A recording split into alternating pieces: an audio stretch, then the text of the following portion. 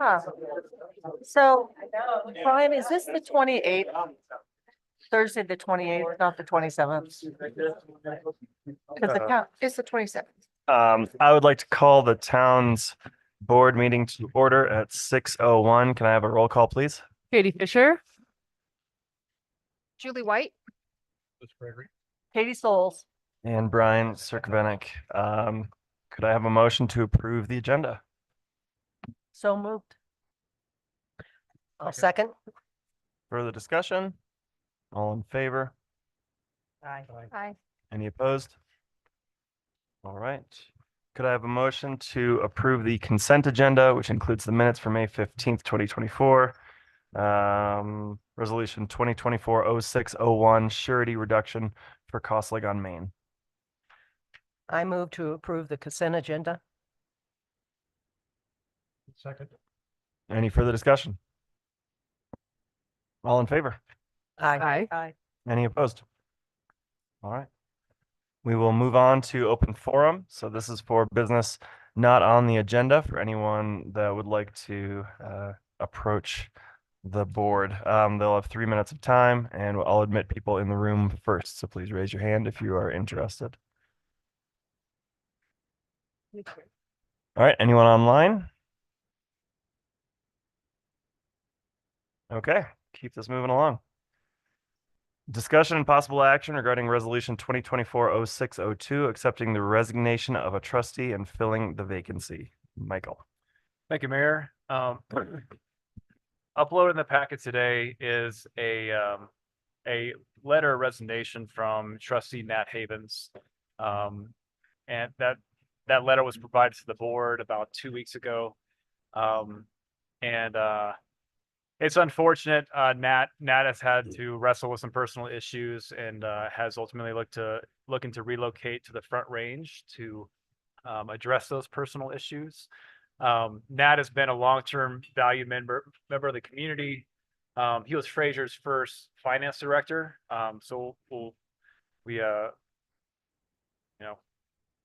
Unfortunate for him to leave this position, but he has provided that letter of resignation.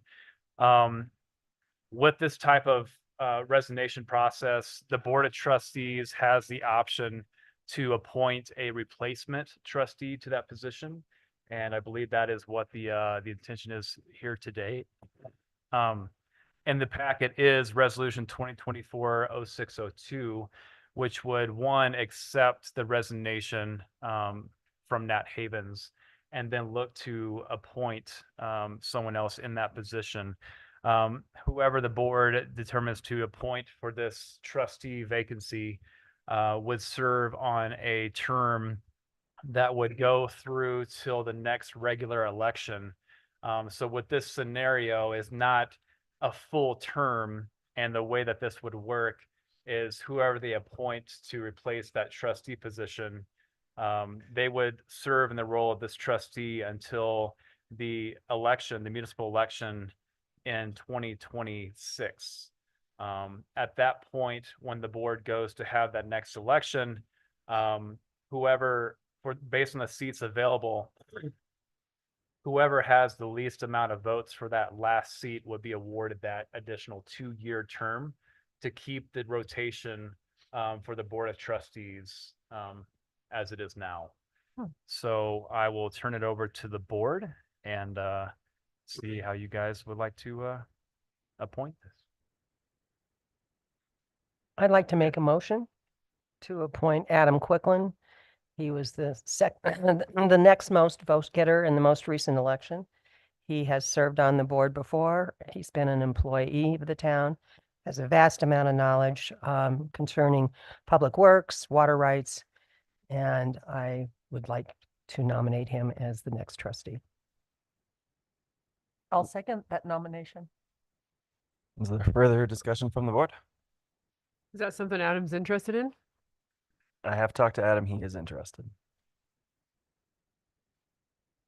He is here as well somewhere. Where's Adam? Okay. Adam's right over here. There it is. Any further discussion? All in favor? Aye. Aye. Any opposed? All right, Right, so at this point, we would just like to go ahead and have the board approve resolution 2024-0602, accepting the letter of resignation from trustee Havens and appointing that, filling that position with Adam Quicklin. I move to approve the resolution accepting the resignation of trustee Nat Havens and filling the vacancy with Adam Quicklin. And resolution 2024-0602. Second. any further discussion? I'd also like to include a recognition of Nat Havens as serving the shortest term of any town board. Thank you, Nat. Yeah, thank you, Kat. All in favor? Aye. Aye. Any opposed? All right, motion carries. Thank you, everyone.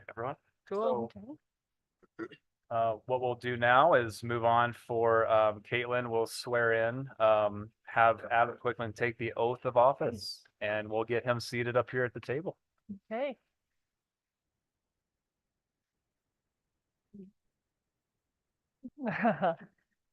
Thank you, Adam.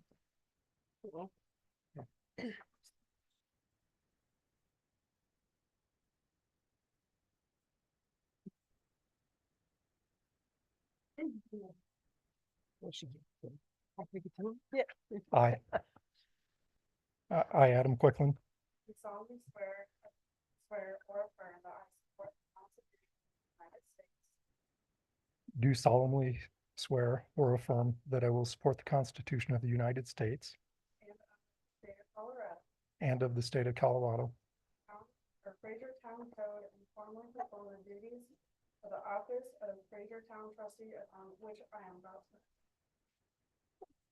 the Fraser Town Code, and faithfully perform the duties of the office of Fraser Town Trustee upon which I'm about to enter. Right.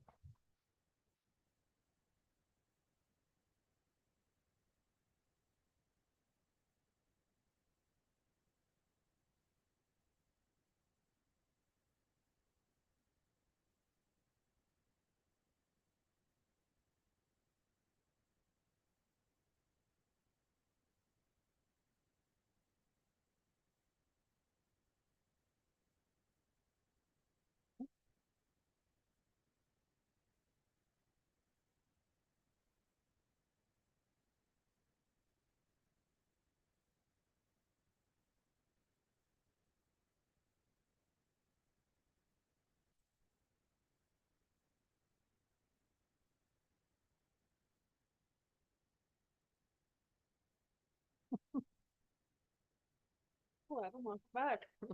All right, That's welcome. Congratulations. Back at the table. You back. right.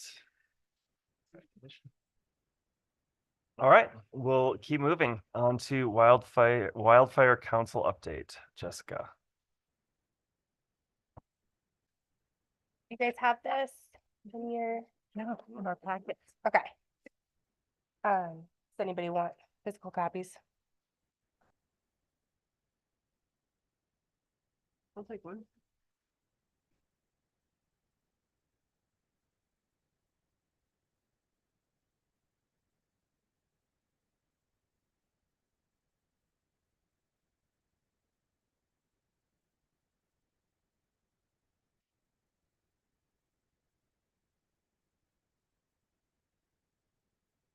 Okay, thank you for having me here today. My name is Jessica Ron. I'm the new executive director for the Wildfire Council. Sorry, I have a bit of cold. It needs some water. Actually, I have. Okay, we can get you some. So I'm new to the Wildfire Council since September. Some of you may know me from my time at Mountain Parks Electric. I was their head of HR for 5 years. Hi, Peggy. We lost our home in the East Troublesome fire, And this community inspired me to become involved with some volunteering once we finally rebuilt. So last year I started doing volunteering, including with the Wildfire Council, and this position came open. So I applied and now I'm in this position. I wanted to start with the 2023 successes. So in green, we have the Grand County Wildfire Council successes. So we have a number of different programs that we support and run. We have a reflective address sign program. You can sign up for that through our website. We have a fuels reduction cost share reimbursement program. We do 5 community chipping days for 2024. That's the plan. We have an ultimate wildfire guide, and then we also offer training. As you can see, we have a ton of partners, and that is reflected on this successes form. None more important than our fire districts, who are our local experts, and they were the ones that helped start Wildfire Council about 10 years ago. I also wanted to point out the Firewise communities on this. So that's in pink on the first page. And we have 13 in Grand County that are active. There are several who are pursuing the designation. To become Firewise, a community, which doesn't have to be an HOA, forms a committee, obtains a community wildfire risk assessment, applies for the designation, and then performs mitigation work and holds events to educate their community. So if you know of anyone interested, please point them to us. We are happy to walk people through the steps of becoming Firewise. We work closely with East Grand Fire to support your residents' questions and concerns about wildfire risk reduction. Ryan Mowry is our main person from East Grand Fire.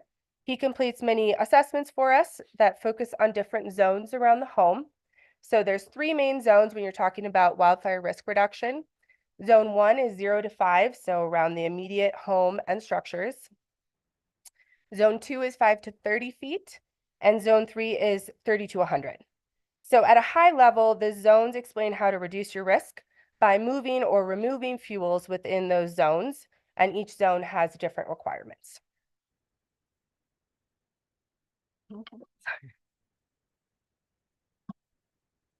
So if anyone is interested in having a home assessment completed, please reach out to East Grand Fire or to the Wildfire Council, and we will get you signed up. One of the projects that we're working on in this area is called the West Fraser Fuel Break. It's a multi-year vegetation reduction project west of Fraser that Wildfire Council has helped build and coordinate funding for. Much of this funding is through Senator Bennett's office through congressionally delegated spending, and then also through partnerships with Colorado State Forest Service, and the U.S. Forest Service also is planning a project in that area as well.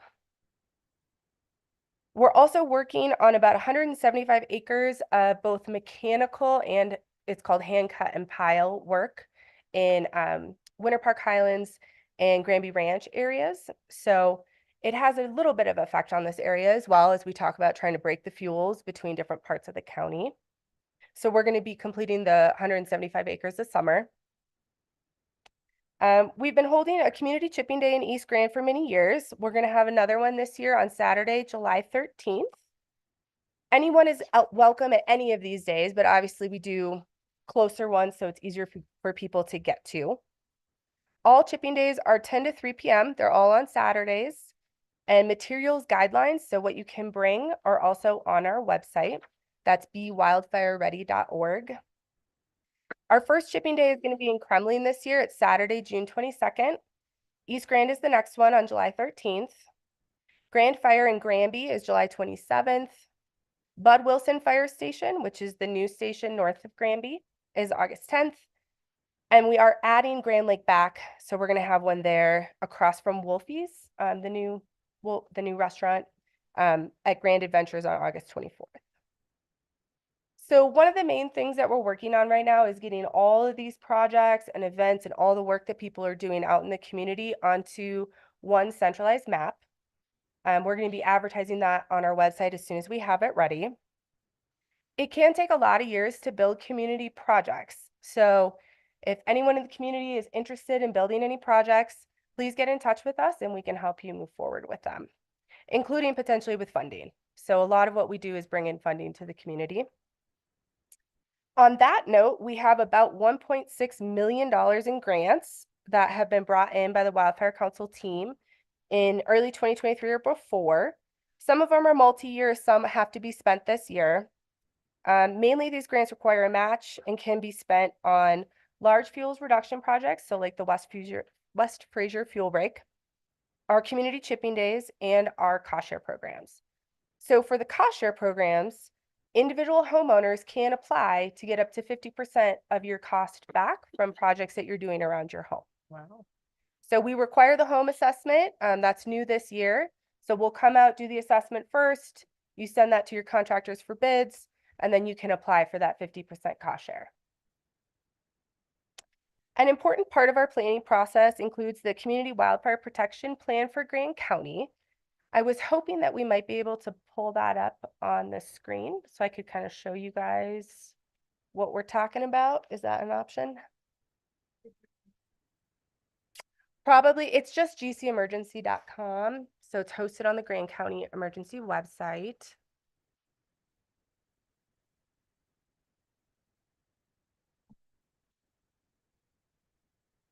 GC Emergency. So this is the Grand County Office of Emergency Management's page. They were a partner in the Community Wildfire Protection Plan, and they host it. So on the left-hand side, if you go down to Community Wildfire Protection Plan,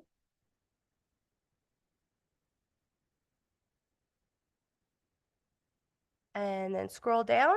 So there's a number of maps on here. When I was talking earlier about getting all of our information into one dashboard, that's going to be on the right, the Grand County Project Dashboard. On the left is the Grand County Community Wildfire Protection Plan if you want to click View the Story Map.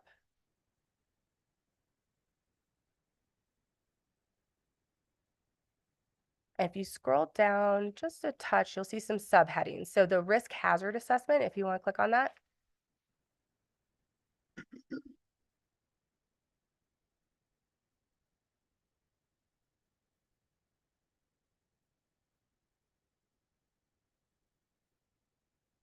And then on the find address or place, if you want to put in just Fraser. So a lot of different partners came together to get the data to build this map as well as other risk maps. So what we're showing here is the wildfire risk for the whole county. And for Fraser, you can see a lot of town is green, which means that the wildfire risk is low. Yellow is moderate, orange is high, and red is extreme. So when we talk about the West Fraser fuel break, it's to the west of Fraser. And what we're attempting to do there is break up the continuity of fuels to reduce the risk for populated areas like Fraser. So we have a lot of projects going like that, and a lot more that we're building, and we're always looking for more.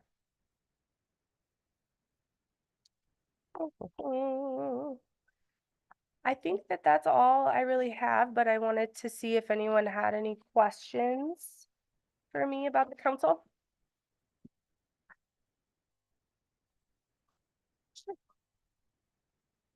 Do you guys have any enforcement powers, or is it all voluntary in terms of, taking action? If there's a serious,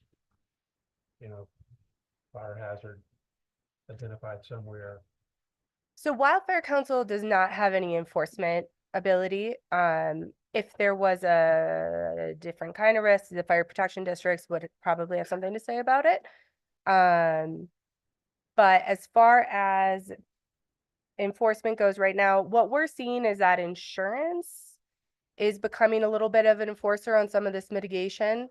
And they are sometimes, at least, allowing people to do the mitigation around the home and keep the policy. That's really the only mechanism that we're seeing right now that's kind of forcing mitigation on people. The zones that I was talking about, if you can mitigate around your home, you greatly reduce your risk in a wildfire situation of the home burning down by like 80 or 90%. So there's a lot of value in the stuff that we do, but right now it's all voluntary. So if you have a neighbor that has a big lumber pile right next to you, you can't do anything about it. I mean, I always recommend that neighbors talk to neighbors first, and then, you know, perhaps we could come out and do an assessment on your property. Maybe there's an opportunity to talk to the neighbor at the same time, just give out some literature, that sort of And thing. if they have that 50% match on Yeah, cleanup and stuff, that could be Mhm. something they don't know about. definitely. Well, I say kudos to the council. I know you guys really got started after the troublesome fires because of individuals that lost their homes, and it has been fabulous, the work that you've accomplished since then. So kudos Thank to you. you for taking the reins and to those who led the way. Thank you. Yes, we have a really awesome group. That's the Wildfire Council has been around for about 10 years, but yes, the funding has really started to come in, especially at a federal level since the fires of 2020, 2021. Really, Paradise probably kicked off some of the deeper conversations about the need for funding. So yeah, it's made a big difference. Thank you. So did you mentioned addresses, reflective. Reflective address signs, yep. Is that part of a grant thing or is it? No, so it's a self-sustaining program. So we make like maybe $5 on each sign. So you go to our website and order it and we'll make it, and then we leave it outside of the entrance to Grand Fire for people to pick them up. So it's Well, $30. We noticed when we were campaigning that Ptarmigan's signage and addresses were really weak. Yes. So reflective address signs are great in any low light conditions, and they're also important for any emergency responders, not just for a wildfire situation. Yes, so we sell those. Maybe something we could put on the website sometime, or we don't really do the letters out, updates for community, but something to throw out there for people. Yep. I'll link to it. And it seems like you guys are most effective, Jessica, with working with like HOAs and larger subdivision areas on a larger plan and mitigation. Yeah, so we split out the cost share program so that we could work to support the home hazard ignition zone, is what we call those zones around each home. Because research has shown that protecting your particular home does the most for your particular home. But with economies of scale, the most impact we can have to communities is if everybody gets together, hires one contractor, and they come through and do a lot of work. So yes, that is the most effective use of our funds.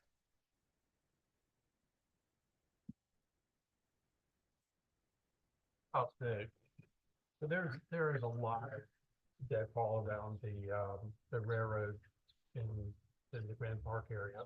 Yes.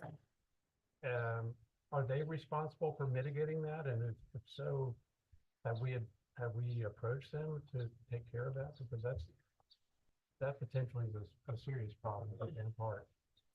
Yes, this has recently come up and we are looking into that. So hopefully more to come. Yeah. Any other questions? Well, thanks so much. We Thank really you all. appreciate you coming. Thanks for having me. Thank you. Okay. Resolution 2024-0603, appointment to the Fraser Downtown Development Authority Board. Sarah.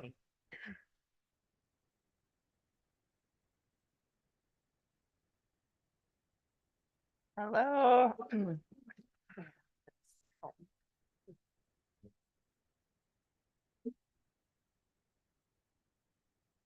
So the matter before the board is review of applications and appointment of board members to Fraser's Downtown Development Authority. Back in December 2023, the board passed ordinance number 504 that referred to establishment of a downtown development authority and authorization to increase debt principal by up to 25 million with a total repayment of not more than 74 million for the purpose of financing the cost of development projects to be undertaken by or on behalf of the DDA pursuant to the DDA plan of development to an election of qualified electors. They did vote in favor of both of those measures. On May 15th, 2024, the board approved ordinance 514 establishing the Fraser Downtown Development Authority. Colorado statute does now give you the power, the authority, the requirement to appoint board members to the Downtown Development Authority Board.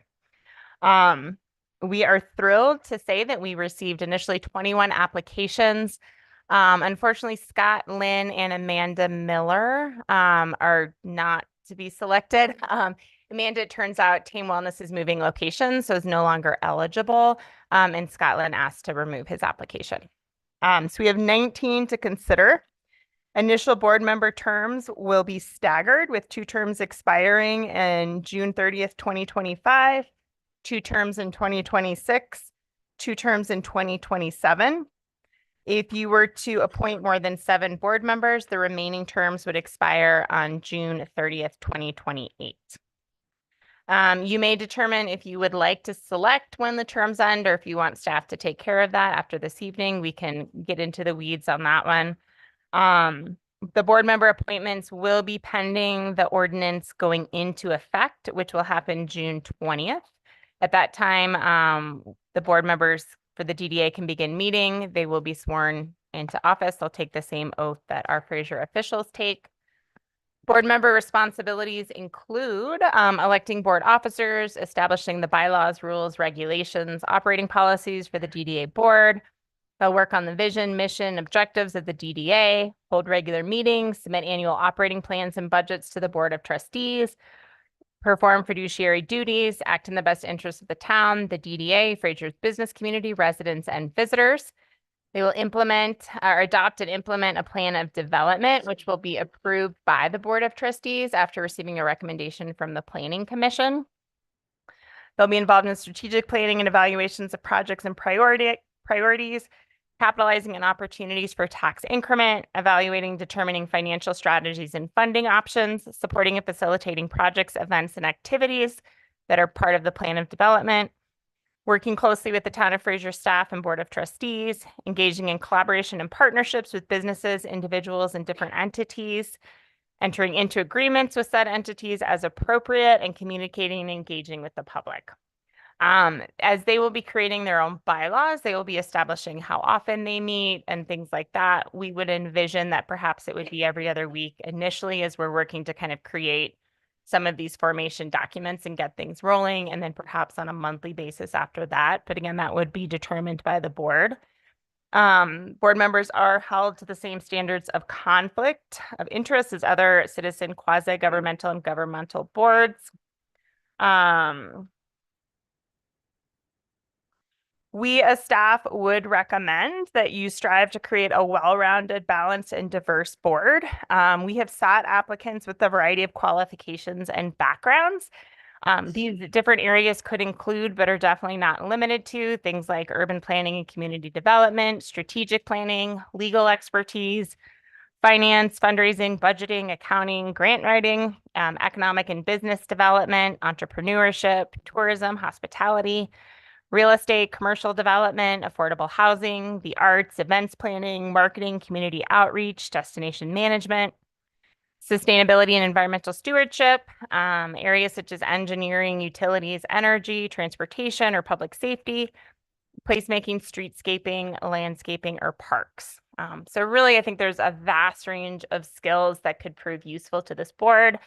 Again, I'm thrilled that we've gotten such a wide berth of applicants to evaluate and choose from. I think a lot of these areas are represented in that applicant pool. So I would encourage you to, as you're considering them as individuals, also think of the collective whole and how to make this well-rounded. Some other considerations might be geographically, making sure the different parts of the DDA boundaries are represented, different perspectives, having resident as well as business voices. Staff would recommend that a minimum of 7 board members be appointed.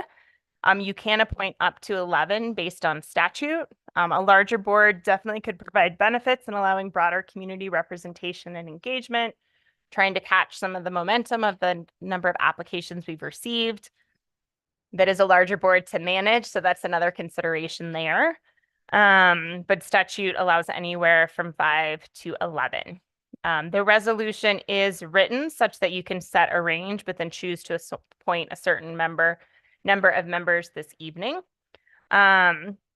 And then we will complete the members that are listed. Something else to keep in mind, the majority of the board must be resident and property owners. The remainder of the board can be made up by resident and property owners as well as business lessees. So that, for that reason, the applicant summary kind of spreadsheet, we tried to highlight some of the different areas and skills and things that applicants are focusing on in their application in that spreadsheet. But it is separated out by resident and property owners and then by business lessees. A number of candidates and applicants do check numerous boxes within that eligibility, but we just need to make sure as we are tallying up folks that are being considered that we make sure we have a majority of residents and property owners. At least one member of the Board of Trustees shall be appointed and they serve at the pleasure of the board. So they can remain on as long as the board chooses, so long as they are a trustee.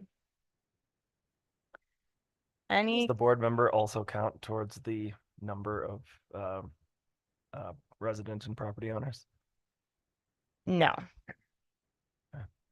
Yeah, so if you were to have a 7-member board, for example, and one of those is a trustee, you would have 4 that would be residents and property owners, and then you would be left with 2 more that could be business lessees.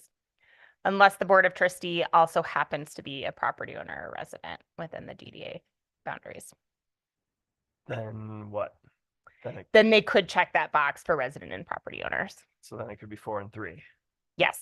with, okay. Yep. And then if you have, 11, then you need 6 that are residents and property owners.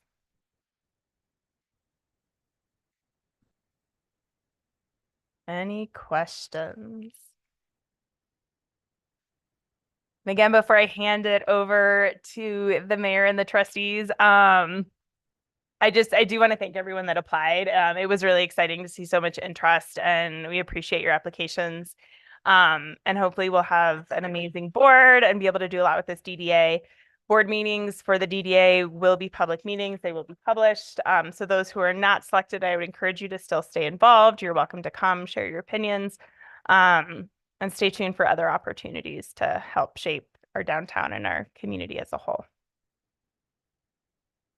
Yeah, I would like to echo just thanks to everybody that applied.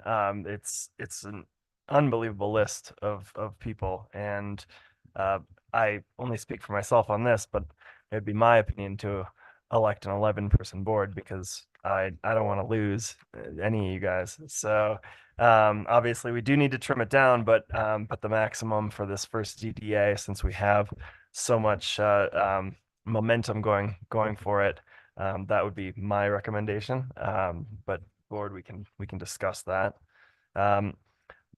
Since there are so many applicants, I don't want to spend a ton of time like having every person come up to the mic.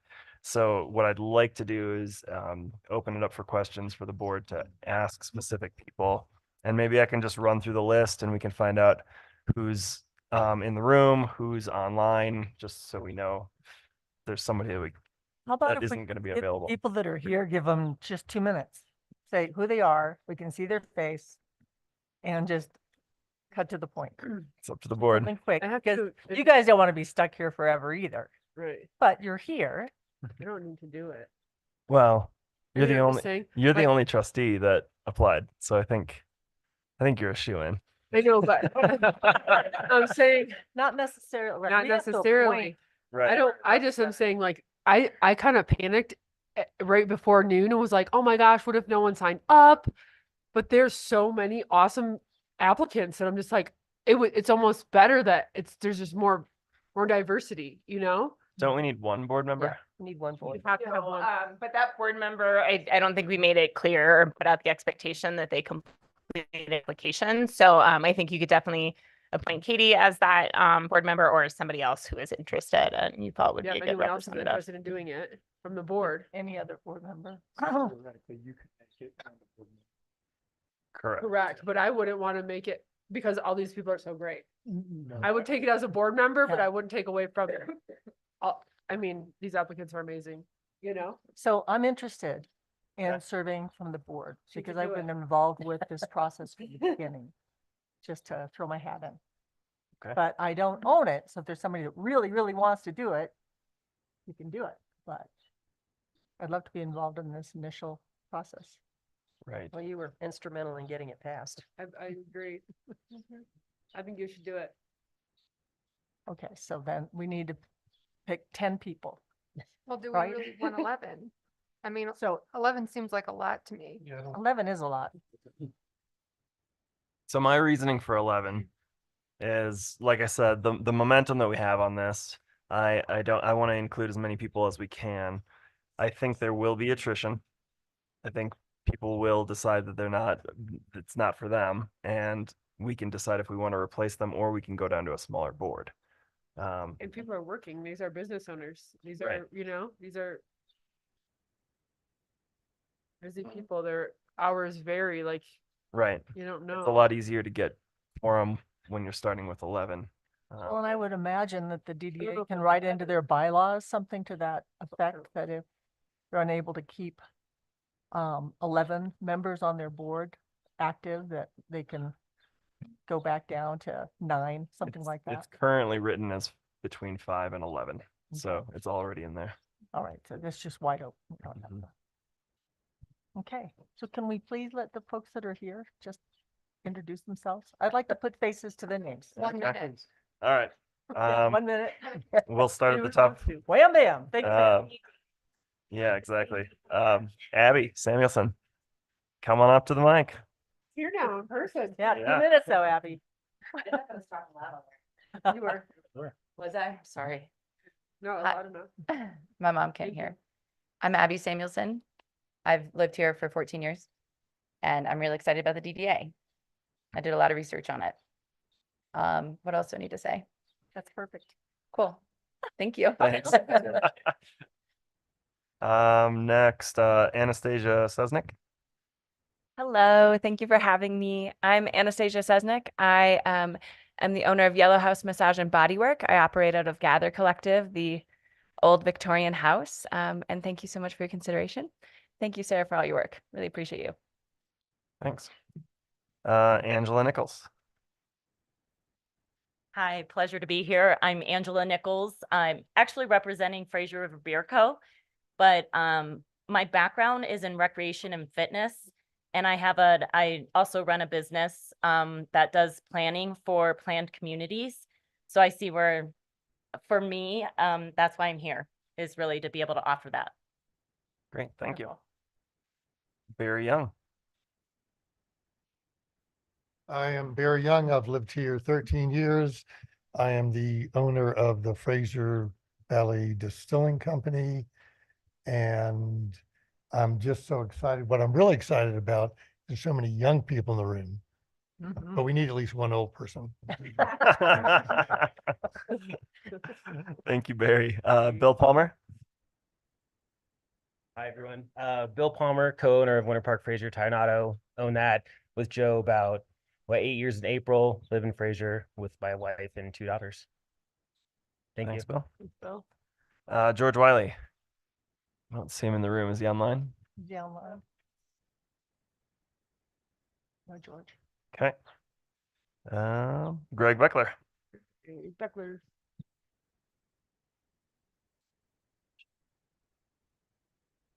Hi, I'm Greg Beckler. I'm a developer in the DDA specifically. We just did a project that can hopefully help fund it, and we have 2 more planned in the area, so that's why I applied. Thanks. Thanks, Greg. Heather Frakes. Online. Okay. Katie Fisher. No, What, you're out? I'm out. Okay. Look at this. I was like, there's gonna be only like 4 people, I'm so happy that this is all happening like this.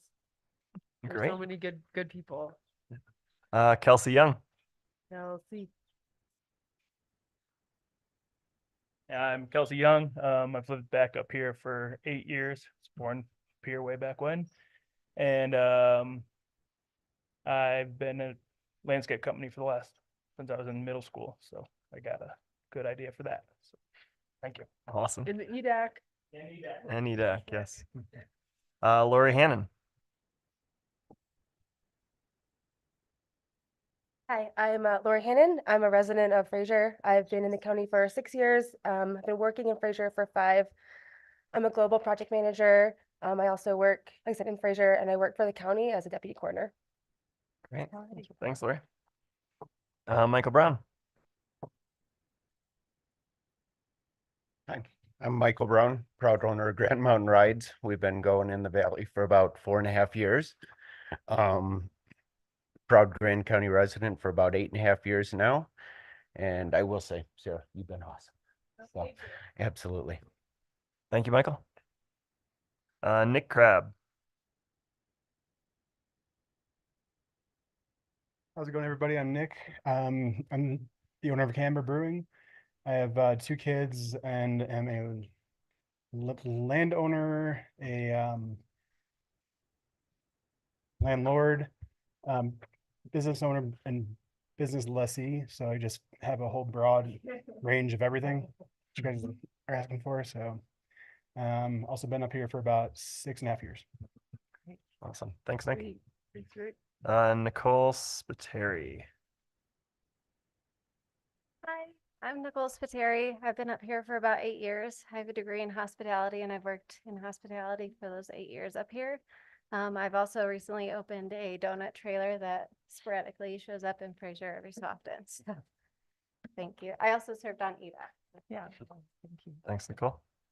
Parks Thompson. Hello, I'm Parks Thompson. I've lived in this valley for 33 years.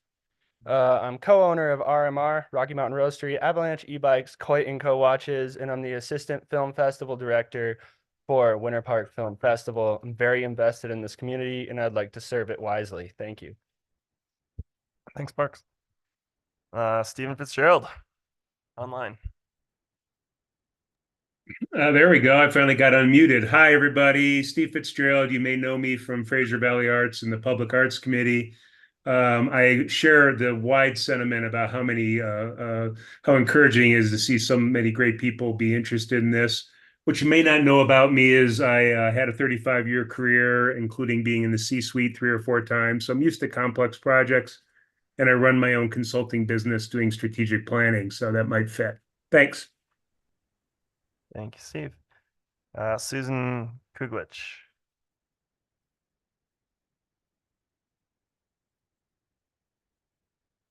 Oh, okay. Tiffany Gatesman.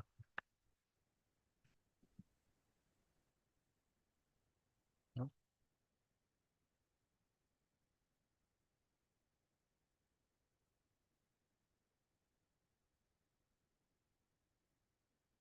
We're trying to unmute you, Tiffany.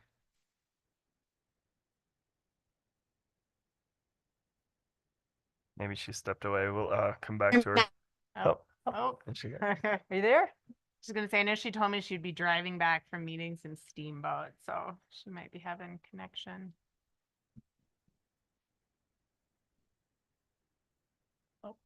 You might be on a rabbit ears or something.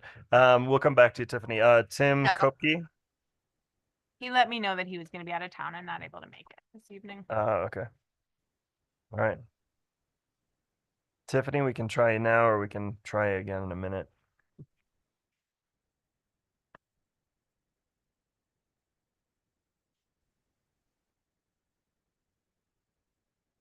Okay. All right. Can you hear me? Yes, now we can. Yay. We can hear you, Tiffany. You better stop your car. Back up.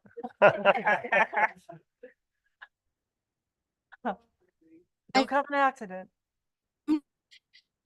All right. I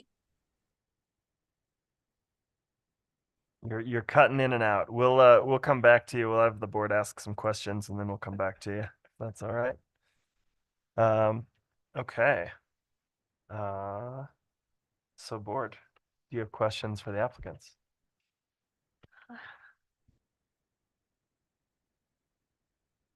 It was a lot to go through, and we appreciate how much there was to go through.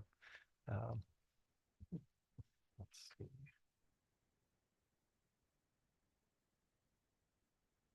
I had read in the bios, but I didn't make a note of it, unfortunately, that there was someone that thought that they had good accounting skills that they could bring to serve the board as a potential treasurer. Do you recall who that was? Anybody? Susan. Might be had Barry She Young. had secretarial skills. Who's that? Susan, She was the librarian. Yeah. Okay. Yeah, but I mean, I would imagine Barry and Greg and probably Parks, probably a lot of these business owners would all have that kind of Savvy. good background. Yeah.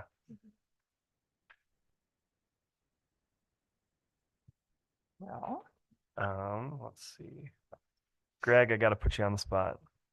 So, you obviously are developing a lot in the DDA. Do you think it's going to be better to be at the table where you're with the DDA board as part of it, or do you think it's better to be speaking to them, or how do you feel about recusing yourself when it's your thing, all that kind of stuff? I just kind of wanted to be at the table too. I didn't mention I was in all those meetings, kind of trying to help this get established. So I think I'm a diverse perspective probably because it's all like great business owners here and, people working in town. So I think it's a good perspective, but whatever everyone wants, but I would be excited to serve on it. So that's why I applied. Yeah. And I guess to recruit, I don't know that I would be, asking for money for my projects. But yeah, I never say never, I guess. I don't know. I would recuse myself. So yeah. Sure. Okay. That sounds good. Thanks.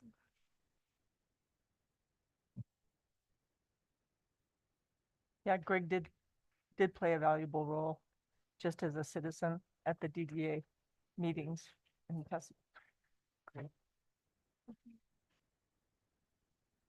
And it does sound like that we set it up and statutorily where you can't tolerate any conflict of interest. There's a conflict of interest, that person can't participate in the discussion. They can't make a request as a board member.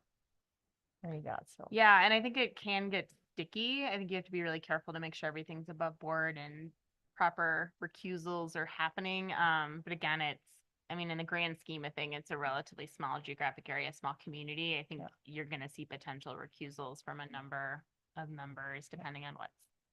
And the statutes that regulate these DDAs are really detailed and will hold us to a very high level of accountability. So, I think that'll be good. And I did just want to add, I meant to mention earlier that I did invite last week people to come and, be available if they could. But it was not put out there in the beginning as a requirement that they be here this evening. So I think it's definitely helpful that those are here, but just wanted that to be said for those that aren't here. Thinking about diversity, I didn't hear when people, was your mic on? Sorry. Thinking about the diversity aspect, I know this has homeowners as well as business owners and such. Were any of the applicants just homeowners? So in their applications and then on the applicant summary spreadsheet, there are check marks for a resident, a property owner, or a business lessee or representative. So some people do, like Abby checks all 3 boxes, if I have the information correct. Lori is applying as a resident. Kelsey is applying as a resident. Nicole. And then again, there's some that check multiple boxes. So like Nick is both a resident and a property owner and a business lessee within the district. Right. So this is a little tricky Yeah. for the board. So I think we need to have a representative from each of the, I think there are now 3 business areas. There's nothing in Grand Park, right? Well, no, because Grand Park's not within the DDA So boundary. they're not. So it's just really 3 areas. So it's Murdoch, Safeway, and downtown, right? So I think we should have a representative from each of those areas. And then looking at the numbers, there's 10 I guess we need to decide how many we're gonna have on the board, right? Right. So there's 10 resident property owners, and then there's 8 leasees. And we have to have a majority of business owners, so it's like, we gotta get the math right. Right, right. So Can, staff, either we do it tonight or we do it later, just put together just a blank document that has lines for us in terms of our, top choices for, in those 2 categories? Well, one of the suggestions that Antoinette had was that we just go around, say their name, get yays and nays, tally it up, and kind of see where things fall. That doesn't necessarily need to be your definitive list, because again, I think you should look and make sure you've got a well-rounded, collective group of expertise. Mhm. I like the idea of it being distributed in part by areas of town, but I wouldn't want that to overshadow. It'd be great to have a finance person. It'd be great to have someone with development construction experience. It'd be great to have somebody, that's creative and has been involved in marketing or events, things like that. So I think once you do the tallies, you can still have a discussion and make sure you're kind of checking those boxes. But that could be one way to go about it. And then we'd have to also make sure, again, that we're maintaining that majority for the residents and property owners, which is what statute requires. So would it be possible if each one of us made a list of 10 people and somebody would collate that and come back with an answer? So with this as well, we're not able to do any kind of a blind vote. Mhm. So there has to be that transparency with this Okay, as well. statutorily. Statutorily. So Okay. something like that Sarah's ready Let's to hear do, she's that. got her pen in hand, is, if we want to go through the list, we can kind of go through the list name by name. And if that's someone that you would like to see on that list, then you can vocalize that. Do we want Well, how to, many since votes this, do we get, I guess? well, So- so I guess if 20. we're assuming Katie Souls for the board position, then we have 10 more votes essentially. And then, right, so where do I fit in those numbers? You have to, I think, put that into your thoughts, is at least 6 of them have to be resident or Or landowners. property owner. And I So do fit we into start that with those 5. 6 first, deciding who those are? So 6 of them have to be in the top one. Yep.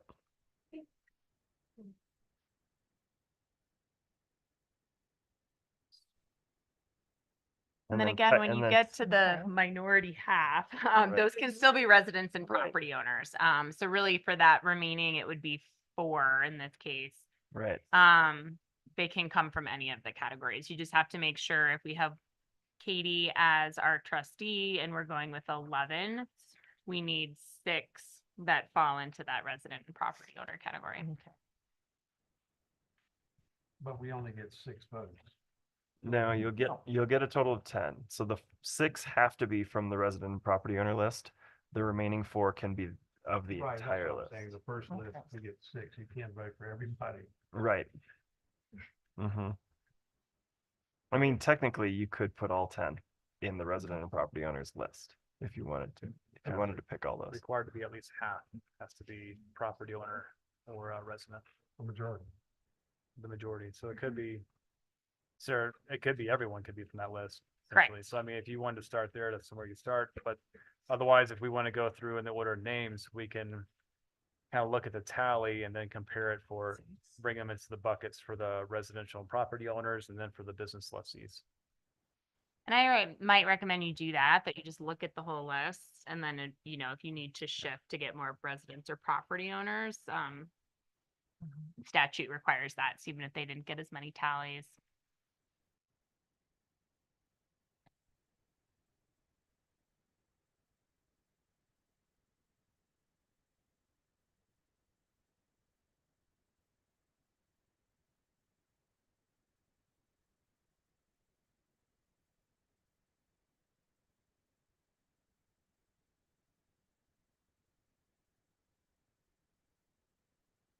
I think if the board wanted to comment on applicants, they could make a case for things that they see as a strong application, or we can just run through the list and.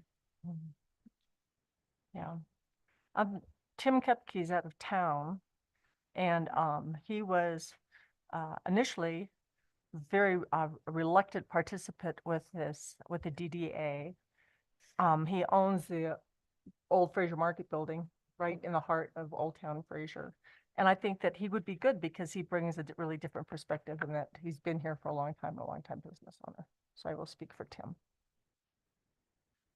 I would like to try and go back to Tiffany Gatesman one more time, see if she's available. Okay. Yeah, she's got the engineering background. Mm-hmm. Hello. Hey, we can hear you. Awesome. Sweet. I think I have a couple bars for a little bit. Yeah, so I own Gatesman Environmental on 40, and I definitely have a strong passion in environmental sustainability. And I think that can definitely tie in huge with our community as well as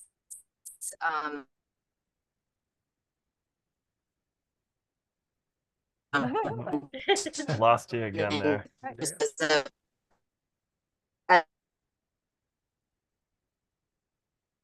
We got the first bit of that there.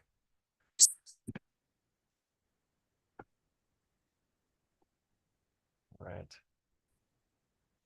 Well, if you come back in while Okay. everybody's deciding.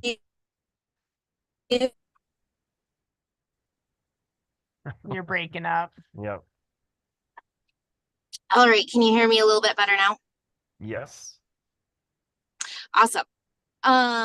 So yeah, I definitely have a strong passion in environmental sustainability, and I think it is a really good tie for our community because a lot of our community members have strong lover of the environment, and kind of tying that into the downtown area, I think is a good thing.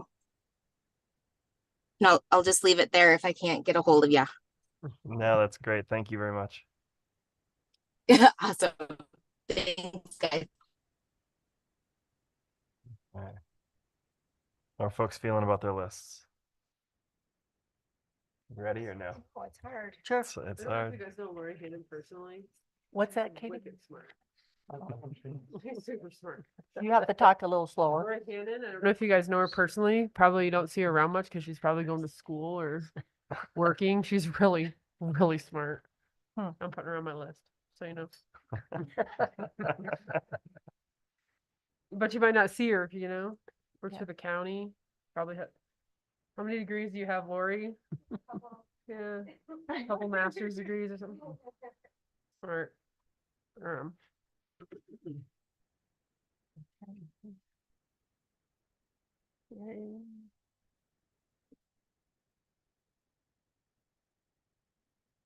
Decisions. I know. I love that stuff.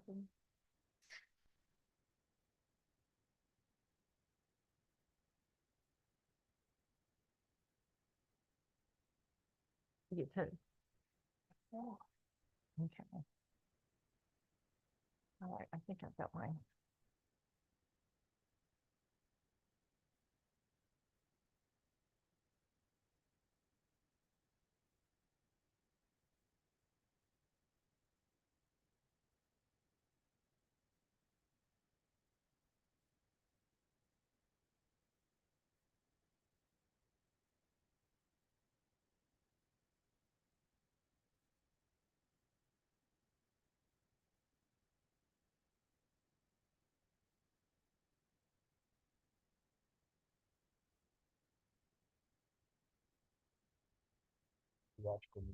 I know. No. Jeopardy theme song. Deal or no deal music. All right, so I'm ready. Anybody else want to campaign for anyone that? Does anybody want? So. Anybody else want to campaign for anyone? I got too many good people on there to. I know. That's the thing. All right, you guys ready? You ready? All right. Okay. Can we just do a hand vote since this isn't official? Yeah. Okay. All right, I'm gonna start reading off names. Well, how about if you just start So this was broken into the resident and property owner. Right, list? I'm gonna do How that. about you start with that We're list gonna first? start with the resident property. We got owner. that fixed. Thank you. Okay, yeah, I'm going from that. Yeah. So, Abby Samuelson. Okay. Do we need to read that out for the record? It- Probably. I got it's an 6 yays. Yeah, unofficial vote, but sure. Okay, Angela Nichols. 7. Barry Young.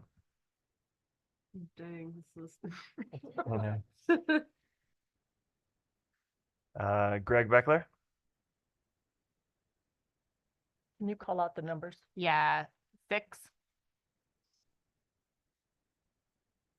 Okay, skip Katie Fisher. Kelsey Young. 3.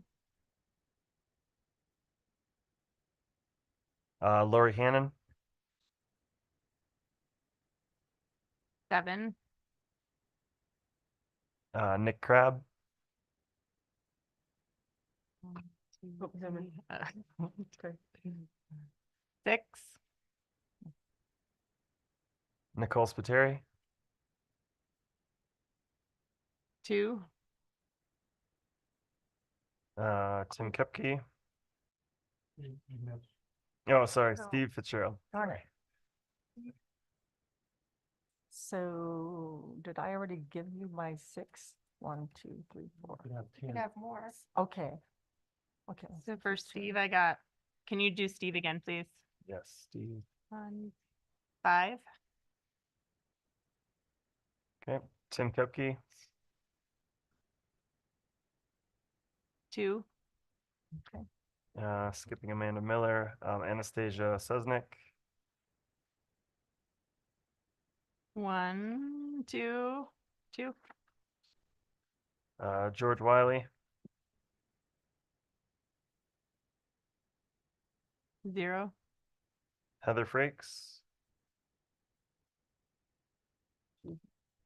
0. Michael Brown. 1. Parks Thompson. 7. Skipping Scott Lynn. Susan Kuglich. 1. Tiffany Gatesman. 5. And Bill Palmer. 3.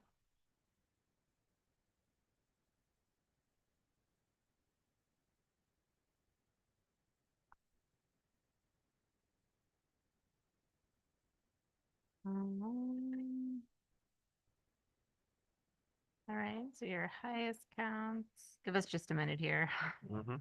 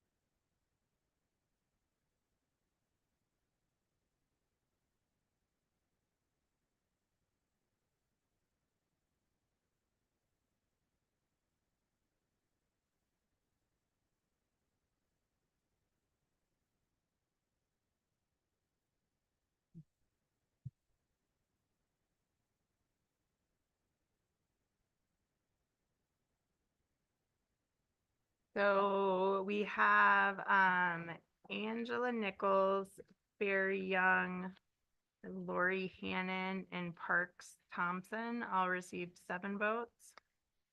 Abby Samuelson, Greg Beckler both received 6 votes, as well as Nick Crabb.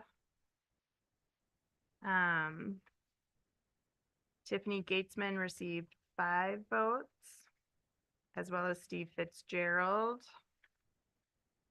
And then after that, we had, so that will give you 9. Is that correct? 9, and that would give you 1, 2, 3, 4, 5, 6, 7 that would fall under the residents and property owners. So you'd meet that majority requirement. And then receiving 3 votes was Kelsey Young and Bill Palmer. So we have to pick between one of them? Or they're the last 2? Unless you guys want further discussion, or if you just want to go based on the tallies, then yes. You could do another count, another vote for those 2, or I don't know if anyone wants to discuss. Discussion?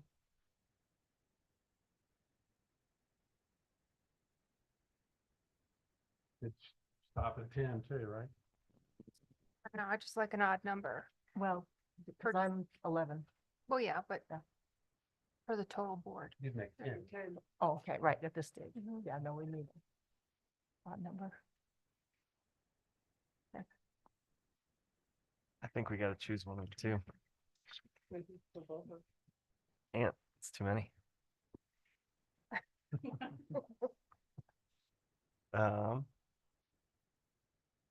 I guess, should we just do a vote? You get one vote? Are they both here? Sorry. Yeah, they are. Maybe another word from each. Sure. All right. Yeah, why don't we give you guys a minute or 2? Put you on the spot. Can we ask them to say like what their vision of Fraser is? Or something like have Why don't you topic? expand on that question a little bit from Or just your application? How will you be an asset to this board? Mhm. That's what I want to know. There you go. And maybe if there's somebody that didn't get on and really had the specific about how you would be an asset to this board, because that's, for me, is the priority. People that I know that can really be assets. Okay. Bill, why don't you go first? Hi guys, Bill Palmer again. I do lease 2 buildings in the DDA, so maybe there's that. So, and live just outside of County Road 8. Yeah, I think for me, I've done a few different volunteering things. I was involved with the Littleton DDA through a business advisory I did years ago. So that was probably the most specific. Previous to owning here, background in residential construction, project management. So that's more of the background for me. For me, I think it's just, being a business owner, being here long enough, again, young kids here, it's just doing whatever we can to continue the growth of Fraser. So that's big for me. Any questions? Any questions? Cool. Thank you. Kelsey?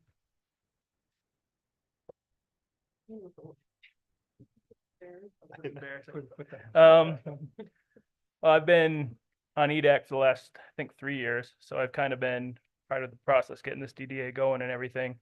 And so I kind of have a little bit of knowledge about that. And just with EDAC, I've known the kind of like what we've been working towards with the town. And, like I said, I was born here and then we went to New Hampshire, came back, but went to 4th grade up here and I've been coming up every weekend since when we were living in Denver. So this has always been my home too. So I want to see it develop and become like a fun, walkable place, but not to go crazy and try to keep it small business and not try to get the big retail stuff and everything like that, but see it become like a good place to raise a family but keep it small town, keep that small town feel. So that's why I think you should go with me.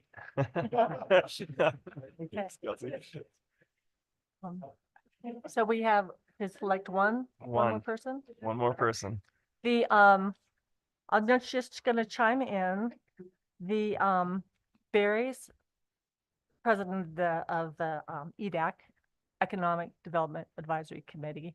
So I believe that organization is served by having you on the board. And Bill, just having you, I mean, your businesses and enthusiasm and having experience with the DDA in the past could be really useful. So Barry's already on, you already got enough things. I know. Yeah. That's, and he's on the EDAC. He's on the Economic Development Advisory Committee, and Kelsey is also. Yeah. Wasn't I that think- gonna go away? No, not I was gonna necessarily. ask her if. They might find their own role with this. There might be a whole, a Does that separate make role. sense for to have two competing committees. Well, we can. Well, we don't know that yet. Yeah. Let's finish. They're completely. Yeah. I'll Downtown just say Development EDAC is Authority- presently paused and we will be evaluating it with the board moving forward, but wanted to just put a pause on it while we got the DDA Mhm. up and running. Yeah, I think what Kelsey represents is the resident that's not a business owner. And You that's know. what I was asking about. Good point. Yeah. Somebody that doesn't have, has solely the resident interest. Okay. We put it to a vote? That's valid, and I think he is the only one that is, well, he's got his landscaping business. Well, Lori Hannon is a resident, Okay. non-business owner, correct? And is she? Correct, yeah. And She's she had enough votes. purely resident in terms of eligibility. Yeah. All right, let's put it to a vote. All right, those in favor of Bill Palmer.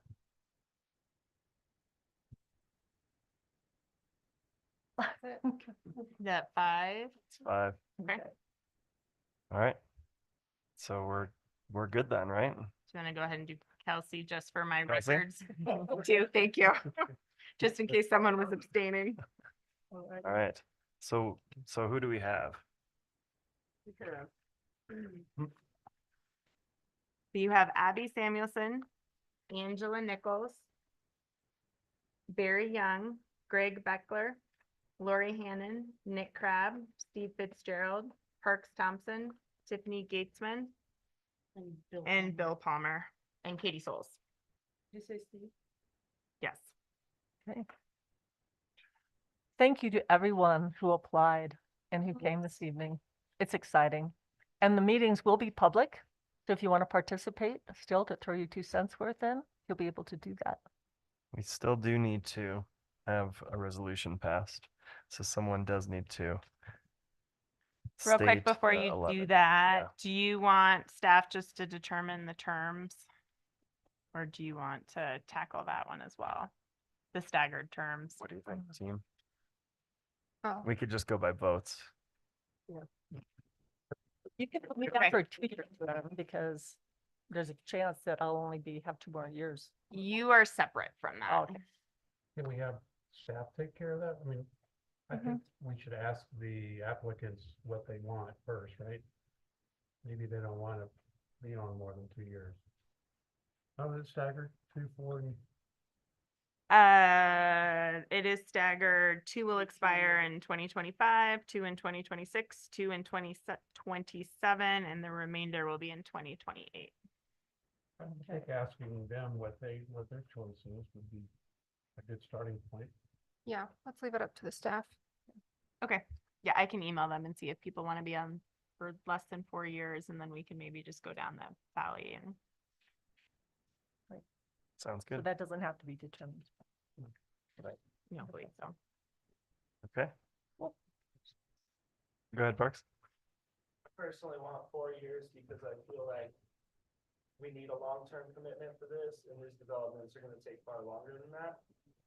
And I've been here 33 already. I wanna be on for 4 years. Sounds good. All right. Well, I'll entertain a motion. Should I read them off? Is that going to help you guys? I would entertain a motion to approve resolution 2024-0603 appointments to the Fraser Downtown Development Authority Board, including Abby Samuelson, Angela Nichols, Barry Young, Bill Palmer, Greg Beckler, Lori Hannon, Nick Crabb, Parks Thompson, Steve Fitzgerald, Tiffany Gatesman, and Katie Souls. So moved. Brian, Do you want to do the up to at least 5, but no more than 11 members? That's part of the, sorry, that's part 1 of the resolution. Yeah. Yes. Okay.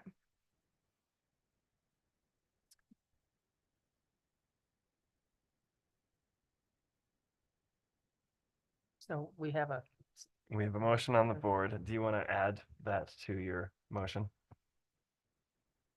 Or that's what I'm supposed to add again. What's the verbiage? The Fraser Downtown Development Authority Board shall be made of at least 5, but no more than 11 members. The initial board shall be made up of 11 members. 11. perfect. I'll second. Any further discussion? All in favor? Aye. Any opposed? All right, congrats everybody, and thank you for all that applied. And Exciting. yeah, this is great.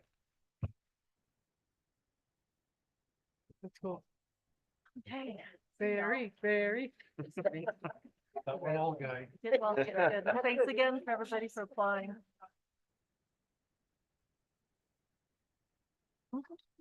That's gonna be awesome. Thanks for it. Thank you. Sorry for the resume. Oh, it's all good, yeah.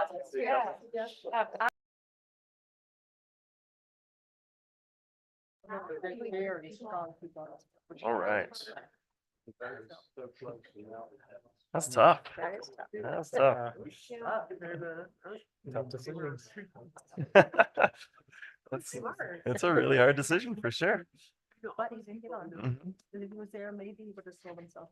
All right, so we will move on to resolution 2024-0604 Grand Park West Mountain filing number 1, final plat and FPDP. Garrett.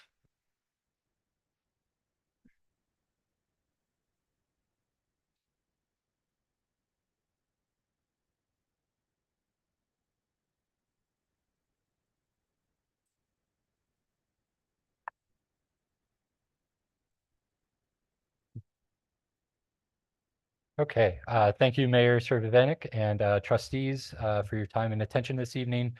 The item before you is the final plat and FPDP final plan development plan for Grand Park West Mountain Filing 1, planning areas 10W and 11W. Brief overview of the development. Property owner and applicant is Cornerstone Winter Park Holdings LLC. This development is located north of a proposed extension to Grand Park Drive, west of the Union Pacific Railroad. The proposed land uses include 72 detached single-family residences. The property is zoned planned development or PD, and again, the request is tonight through the resolution number that Mayor Survivenic mentioned is the approval of the final plat and final plan development plan for this development.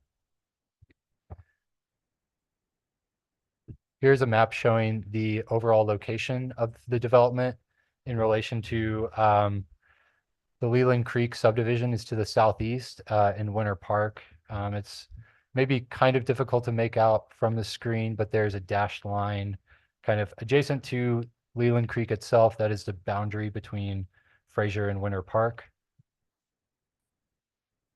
Here's a image of the development overlain with aerial imagery to help kind of orient where this is in relation to some other parts of Fraser and Winter Park. Again, the development is located north of Grand Park Drive, west of the Union Pacific Railroad, off a proposed extension of Grand Park Drive. So in speaking to the review and approval timeline for this development, the overall plan development district plan for Grand Park was approved back in 2005. October of 2022 was when the preliminary plat application was submitted. That preliminary plat was approved by the Planning Commission in March of 2023. That set the 1-year timeline in motion for the applicant to then submit their final plat application, which they did in February of this year. Their final plat application has been under review, went before the Planning Commission in May for their approval, and we are now here today with the final action by the Board of Trustees for the final plat and the FPDP. I did just want to note that this item, as it's being considered by the board, is not a public hearing. However, when it went before the Planning Commission, both last month in May for the final plat, as well as in March of last year, those were both properly noticed public hearings with newspaper notices published, as well as mailed notices provided by the applicant to adjacent property owners. So I'm going to talk through a couple planning related items first in relation to this development, kind of at a high level. One thing is with regards to planning area acreages. The table on the left comes from that 2005 Grand Park Land Development District Plan, while the table on the right comes from the FPDP included with this application. The key thing here is this application encompasses planning areas 10W and 11W, as I mentioned previously. Those planning areas are approved to go up to the acres identified in that table, as highlighted and boxed in red. And the key thing is that this application, the FPDP, stays within those planning area acreages. The acreage for planning area 11W is actually 16.1 acres. It's exactly what 11W is approved for. So if this application is approved this evening, then planning area 11W can grow no larger. But 10W certainly has 20.8 remaining acres, and future phases of development are planned. Another thing that I wanted to mention with regards to planning area acreages is a collector road that's identified as Wander Road on the FPDP. The image to the right shows the FPDP overlain with the 2005 Grand Park PDD, and it may be kind of hard to make this out, but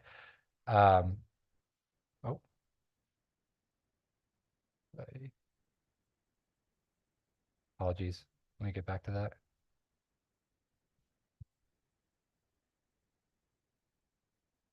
So the area shown in green is the collector road as proposed in the FPDP. The area shown in blue is a collector road that was depicted on the 2005 Grand Park Master Plan. Effectively, Wander Road is serving the same purpose as that road in blue. The locations certainly aren't the same, but the right-of-way being provided, as well as the road cross-section, functional capacity as a collector road is the same, and it's serving the same purpose as a collector road extending north to service planning areas 10W, 11W, as well as 9W in the future. So for this reason, the area associated with that road is not included in either planning area. And again, this is because it's depicted on the 2005 Grand Park map. So it's just a kind of important note that I wanted to emphasize. So the blue is not included, but the green is? So it's two separate maps. The blue comes from the 2005 map, the PDDP for Grand Park. The green comes from the actual, let me just back up to it, from this map. So if you see the road that curves around coming off of Grand Park Drive, that's the green area that I'm highlighting on this slide. Any other questions with regards to this? Right at the bottom of Grand Park Drive. Correct. Yes. So that's just coming out, that green road is kind of going north off Grand Park Drive. Exactly. So if you see in the image, again, they're not overlain perfectly, but Grand Park Drive is effectively in the same location on both the 2005 master plan as well as this FPDP for West Mountain Filing 1. Grand Park Drive is an 80-foot right-of-way through this area. Grand Park Drive itself is also not included in either 10W or 11W.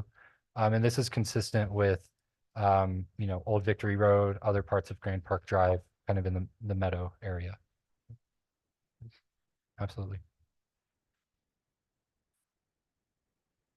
Do you have something that just shows 10W, the overview of all of 10W, a slide? I'm just curious. Sure. I can maybe speak to that on this slide. Okay. If you see the thick black line that kind of separates right down the middle, more or less, maybe I should go out of presenter mode. So you can see my cursor.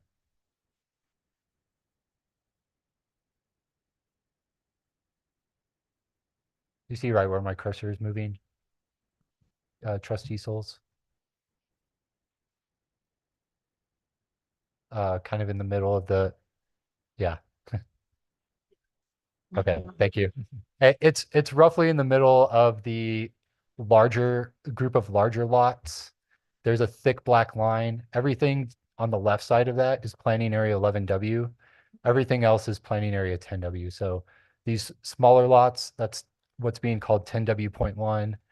This area here is being called 10W.2. Effectively, they're both 10W.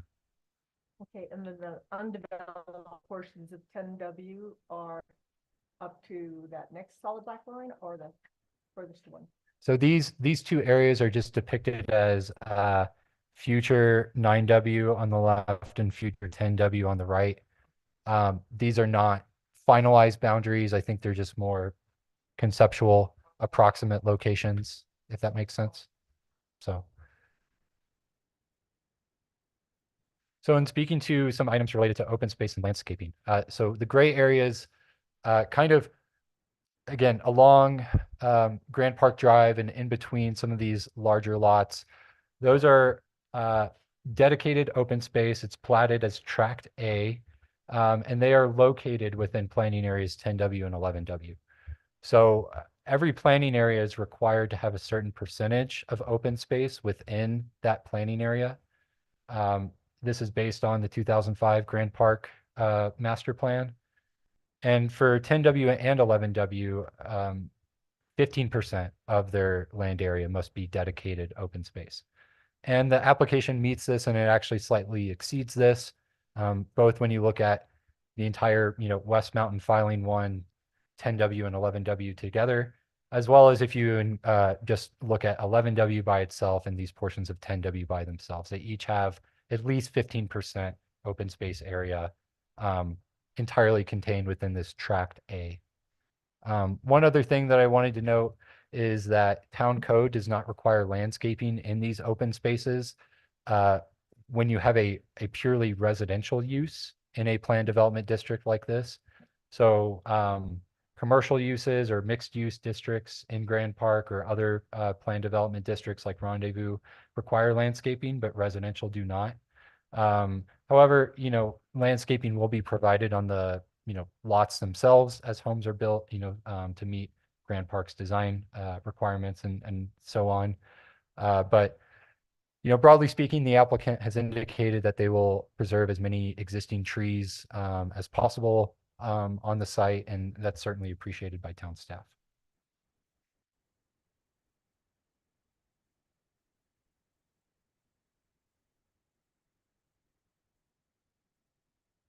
Okay, so then next I wanted to speak to condition of approval number 2 because it is kind of an important one. This deals with a requirement from the 2003 annexation agreement that governs Grand Park, specifically Articles 5.3, 5.5, and 5.6. I have just copied relevant text from Article 5.3 on this slide, but 5.5 and 5.6 say a similar thing. Essentially, this article says that before any FPDP or subdivision is approved, the developer, Grand Park, shall submit design drawings and text documents based upon the water master plan for any water source facilities. The other articles say, I believe, water local facilities and water regional facilities. Effectively, we just need a water master plan for this area. We did not currently have an approved water master plan for the West Mountain area of the development. A master plan was submitted just a few days after the final plat application was submitted. And that was kind of a separate but concurrent review with this land use application. And in speaking to that a bit more, broadly speaking, the town has provided comments on that West Mountain Water Master Plan as of April. The specific date was April 9th when we provided comments. Since then, town staff, the town engineer Merrick, as well as Grand Park and their engineers, we're really striving to work collaboratively on this. A meeting was held on May 24th, 2 days after this went before the Planning Commission. I was not in that meeting, unfortunately, but Paul Johnson, Public Works Director, was. He indicated that it was a very positive, productive meeting. There's another meeting scheduled on June 11th to kind of finalize and hammer out some of the details associated with this West Mountain Water Master Plan. But broadly speaking, I think, both the applicant and the town are working towards finalizing that plan to the town's satisfaction. And will be a primary condition of approval of this. So the FPDP and the plat may not be recorded until that water master plan is approved. So going before the board and having approval by the board kind of just allows us to get that step out of the way while continuing to work to finalize that master plan. But I will note, if any changes to that master plan would require significant changes to this application, it would come back to the board for reapproval. I guess one last thing, just on this slide, I wanted to show kind of, this is a map of the different water pressure zones within Fraser. Blue is the lowest elevation, going up to yellow, green, and then red.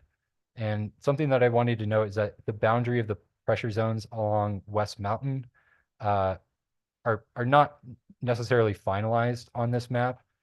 Part of the West Mountain Water Master Plan that's being finalized is to determine those pressure zones and identify, the location for water tanks in these different zones, pump stations, and water mains throughout the West Mountain development.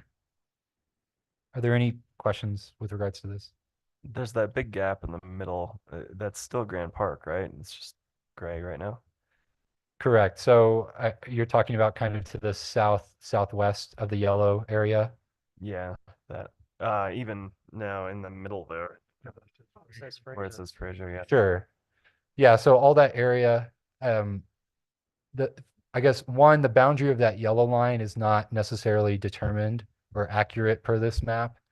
And when you go up West Mountain, there will also be a green zone and a red zone. I think even a purple zone, one more above the red zone up on West Mountain at the very top.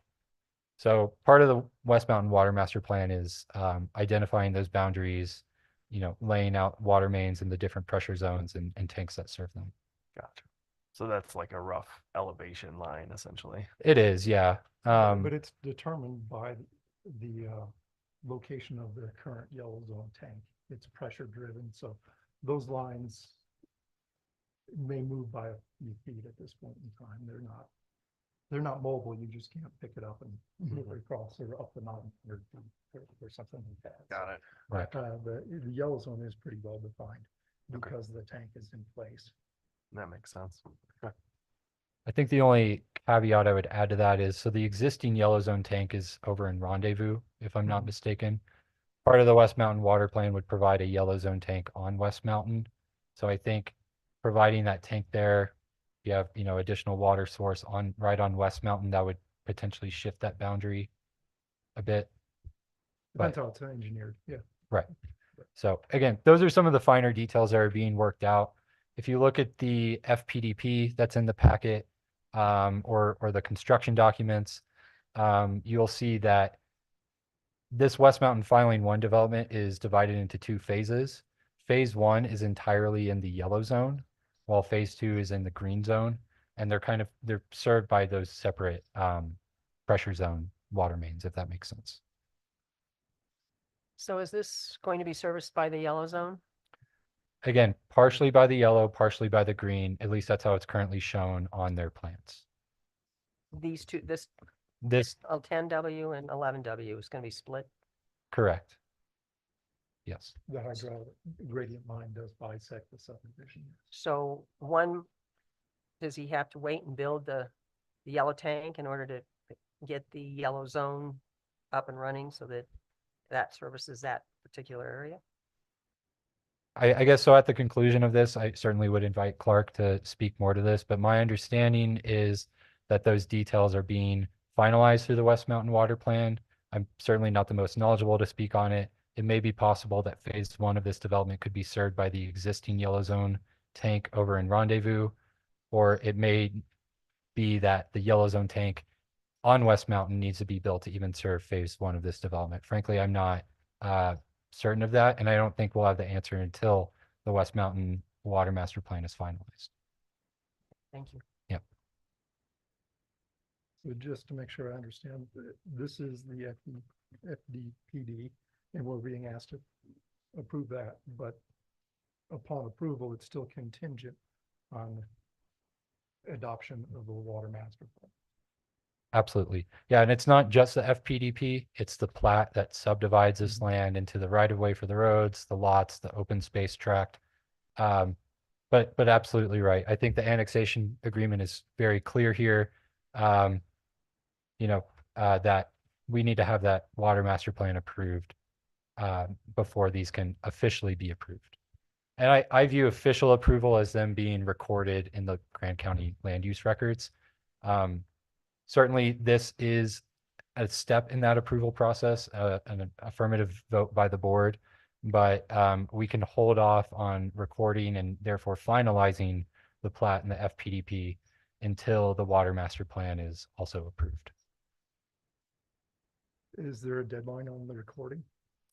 There's not, from my knowledge. So if the board votes to approve this resolution, then there is a duration of approval associated with that per our code in Chapter 19. An approved FPDP does not expire. However, a approved final plat that has phases has a duration of approval for 5 years. So essentially, if this resolution were passed tonight, then all phases of this plat must be recorded within 5 years of today. The applicant can request an extension, that's subject to board's approval on that 5-year period. So I guess even though, these would not be recorded, the date of duration of approval is the resolution by the board, if that makes sense.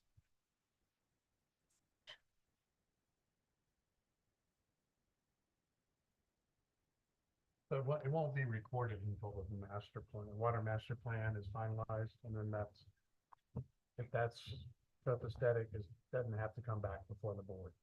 Correct. So, as I understand, there's some temporary, well, it was temporary, still, or I guess it still is temporary, at least where I live in Coza's Meadow being part of the North Water System. And it's supposed to be part of the South. Can you explain? I don't really completely understand if that has anything to do with this, or if that's going to be changed eventually, that it'll ship to the South Water System, where it's, I guess, where it's supposed to be. Right. So I guess broadly speaking, there are production wells in the north zone as well as in the south or Maryvale zone, wells that pump up groundwater, treat it, distribute it, to homes and businesses. So my understanding, this is something that I spoke to Planning Commission, is that one thing that was discussed or mentioned to the applicant in the review of this water master plan is that currently there is an arrangement where effectively water production from the north system is on paper supplying use in the south or Maryvale system. The exact amount is kind of fuzzy, but just because of not great data that we have. But ultimately, the plan is to have the production in the south or Maryvale zone serve the uses in that area, is my understanding. In Grand Park. Correct. Correct, yeah. And it's not necessarily every single, building or use in kind of the South Zone area. I believe it's specifically the ones covered by the water rights court case 98 CW something or other. I wish I had the exact reference off the top of my head, but I believe it covers just those uses. But maybe that's not even an important clarification to make to answer your question. But okay. So this map does not correspond with the north and south water zones, or is it? I- Just- It's a little confusing to me how much. So my understanding is essentially what's being shown on in blue is more or less the north zone, while everything else is the south zone approximately. Okay. The blue is the north and the yellow is the south and the green and red are Also the south. south. Yes. Louis, you're correct. And a large portion of that blue, the southern end of it, was intended to be in the yellow part. Okay. So, yeah, the portion of Grand Park that is in the blue area was intended to be served by the south system. Okay, that's what I was told. Okay.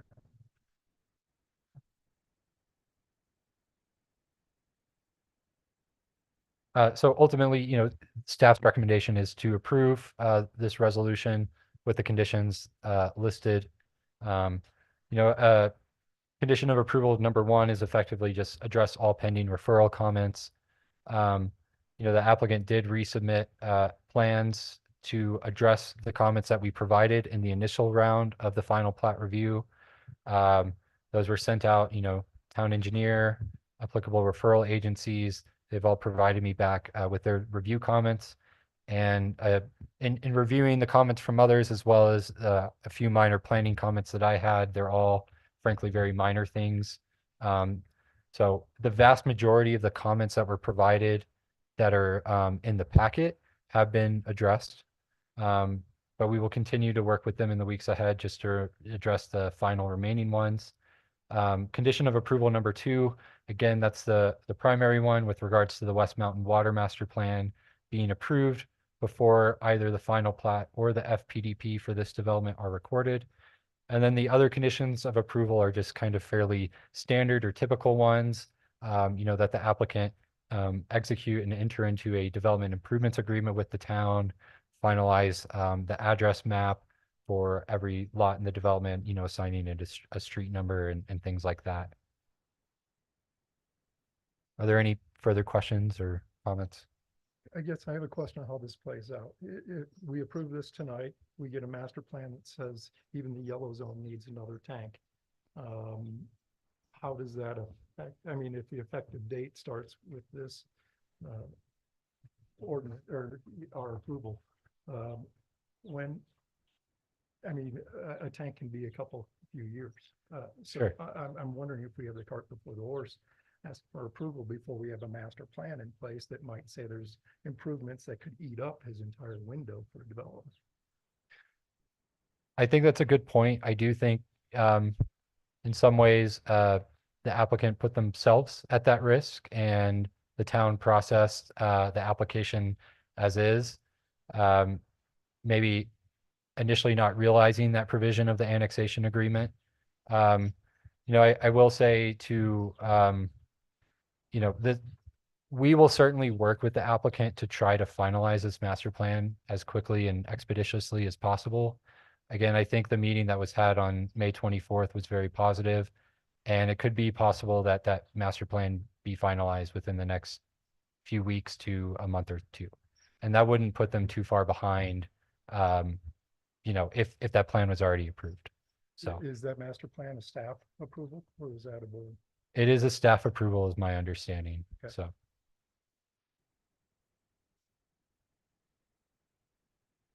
So if we approve it tonight, then it doesn't get recorded until the water master plan is completed. correct. All of the conditions are met. Right, and the additional conditions again. So, there's a few remaining comments on the FPDP and the plat, from like a planning perspective, very minor typographical type things in my opinion. There were a couple of pending comments from Merrick, the town engineer. A couple other referral agencies responded, but several others also said all our comments have been addressed. So I think there's still, a couple weeks to a month or so to wrap up those things as well. That is fairly typical, looking back at historic approvals for any development, not just Grand Park, to have a few kind of items left to be addressed after board approval. Certainly, it's not something that I would like to do moving forward, but I can confidently say at this stage that those remaining comments are all fairly minor. And again, I do just want to emphasize that town staff is really working collaboratively to finalize this West Mountain Water Master Plan.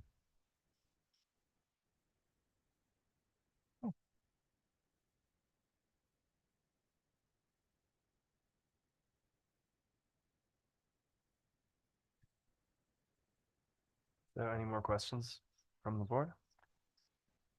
Do we want to hear from the applicant or are we okay to approve? The applicant has some comments. Okay. Mayor. Sure. Hello, everyone. Thanks for the time tonight. Clark Lipscomb for the record.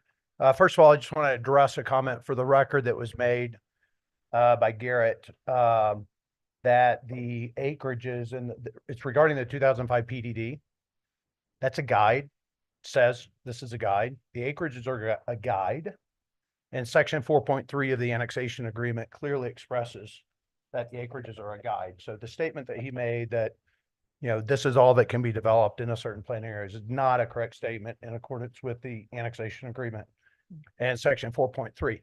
That said, this particular plan meets those acreages.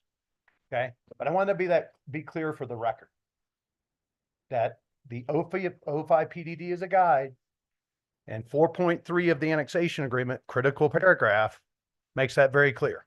Okay. Regarding the water system, currently the yellow zone water tank. So we've been designing the master water system for well over a year. We tried in earnest, I think before Paul was here, to work with the town on it. We had quite a difficulty getting models from the town.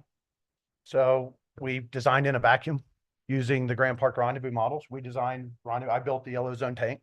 I built the green zone tank as a partner, but the yellow zone tank I built independently to serve the lower parts of Rendezvous and Grand Park and all of that system. So we have those designs. So we worked from those designs. The annexation agreement has specific provisions as to timeframes for the town to review when we submit. So we were told multiple times the town was going to share these. Apparently they did water models that we did not know about. And then for some reason, Merrick would be told you can't share those. So then that would go on hold and it really delayed the process. Very frustrating. Michael knows all about it. We hopefully are past that point because we think it makes sense to design a system that's integrated with the town's water CAD model so that everything works in conjunction rather than just designing a Grand Park Rendezvous system. Grand Park has a blue zone in Grand Park, okay? Cousins Meadows in the blue zone. We installed, so to answer Lewis's question, we installed what's called a PRV, a pressure reduction valve system. There's a big vault along Old Victory Road. Adam knows all about it. It's got big blue pipes sticking out of it. That is the hydraulic break point between the yellow zone line on that map and the blue zone line on that map. Now, whether a water molecule is coming out of the north wells or the south wells past that PRV, there's only one way to do it, and it's put a flow meter in that measures both directions. Okay, the other thing you could do is go turn the water off, shut the valve off on the main by Bank of the West, and then that whole system is fed by Grand Park, by the well system that we have in the Rendezvous Maryville water treatment system. Okay, because that's how it's designed. Right now, you can't tell where water molecules flow. Personally, I think that's a good thing for the town because under our 98 CW41 plan and under our annexation agreement, we provided flexibility for the town so long as the town was providing the water tap specified in the 98 CW41 water right that we gave to the town. So long as they're providing that to our project, they too can use that water.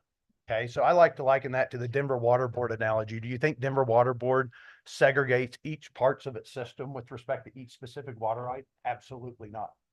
Bad practice, right? Tracking water molecules is not of importance necessarily. It's more of the accounting out of the wells and the accounting of the systems in overall aggregate, right? And Lucas does a great job on tracking 98 CW41 and doing augmentation releases, et cetera. What's really important about this system right now is the yellow zone tank that we built to 300,000 gallons is being overtreated with chemicals because of a lack of use, lack of flow. So we don't have enough users on it. The bottom part of Rendezvous largely hadn't been built out. It's designed to serve all the stuff. I think it's 13E, 12E, 14E, all the stuff by the firehouse and down to Lake Poo. All of that development along the highway gets served by that tank as well. So right now, there's very few units actually on the yellow zone. It's the Willows neighborhood. It's my office, the rec center, Cousins, or a little bit of stuff at Rendezvous, but in general, it's way smaller than what that tank's designed for. So we're not getting the flow through the tank.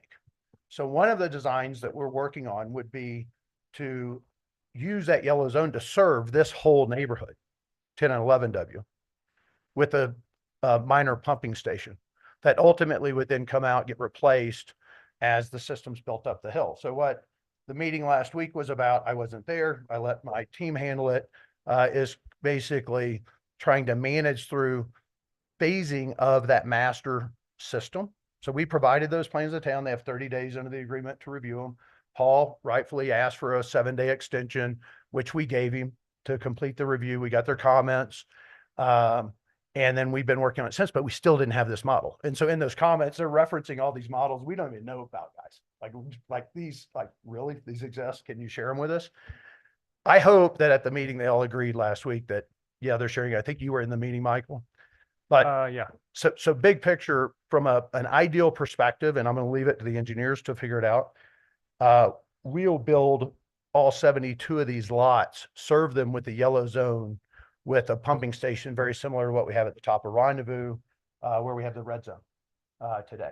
Won't be as big as that pump station, but something minor to boost the pressure up to just, it's a very slight elevational difference right there. And part of the management aspect of developing large water systems, which we're going to the top of this property with this water system. So I think there's 3 water tanks, will be a couple million gallons worth of storage, is bringing it online relative to development.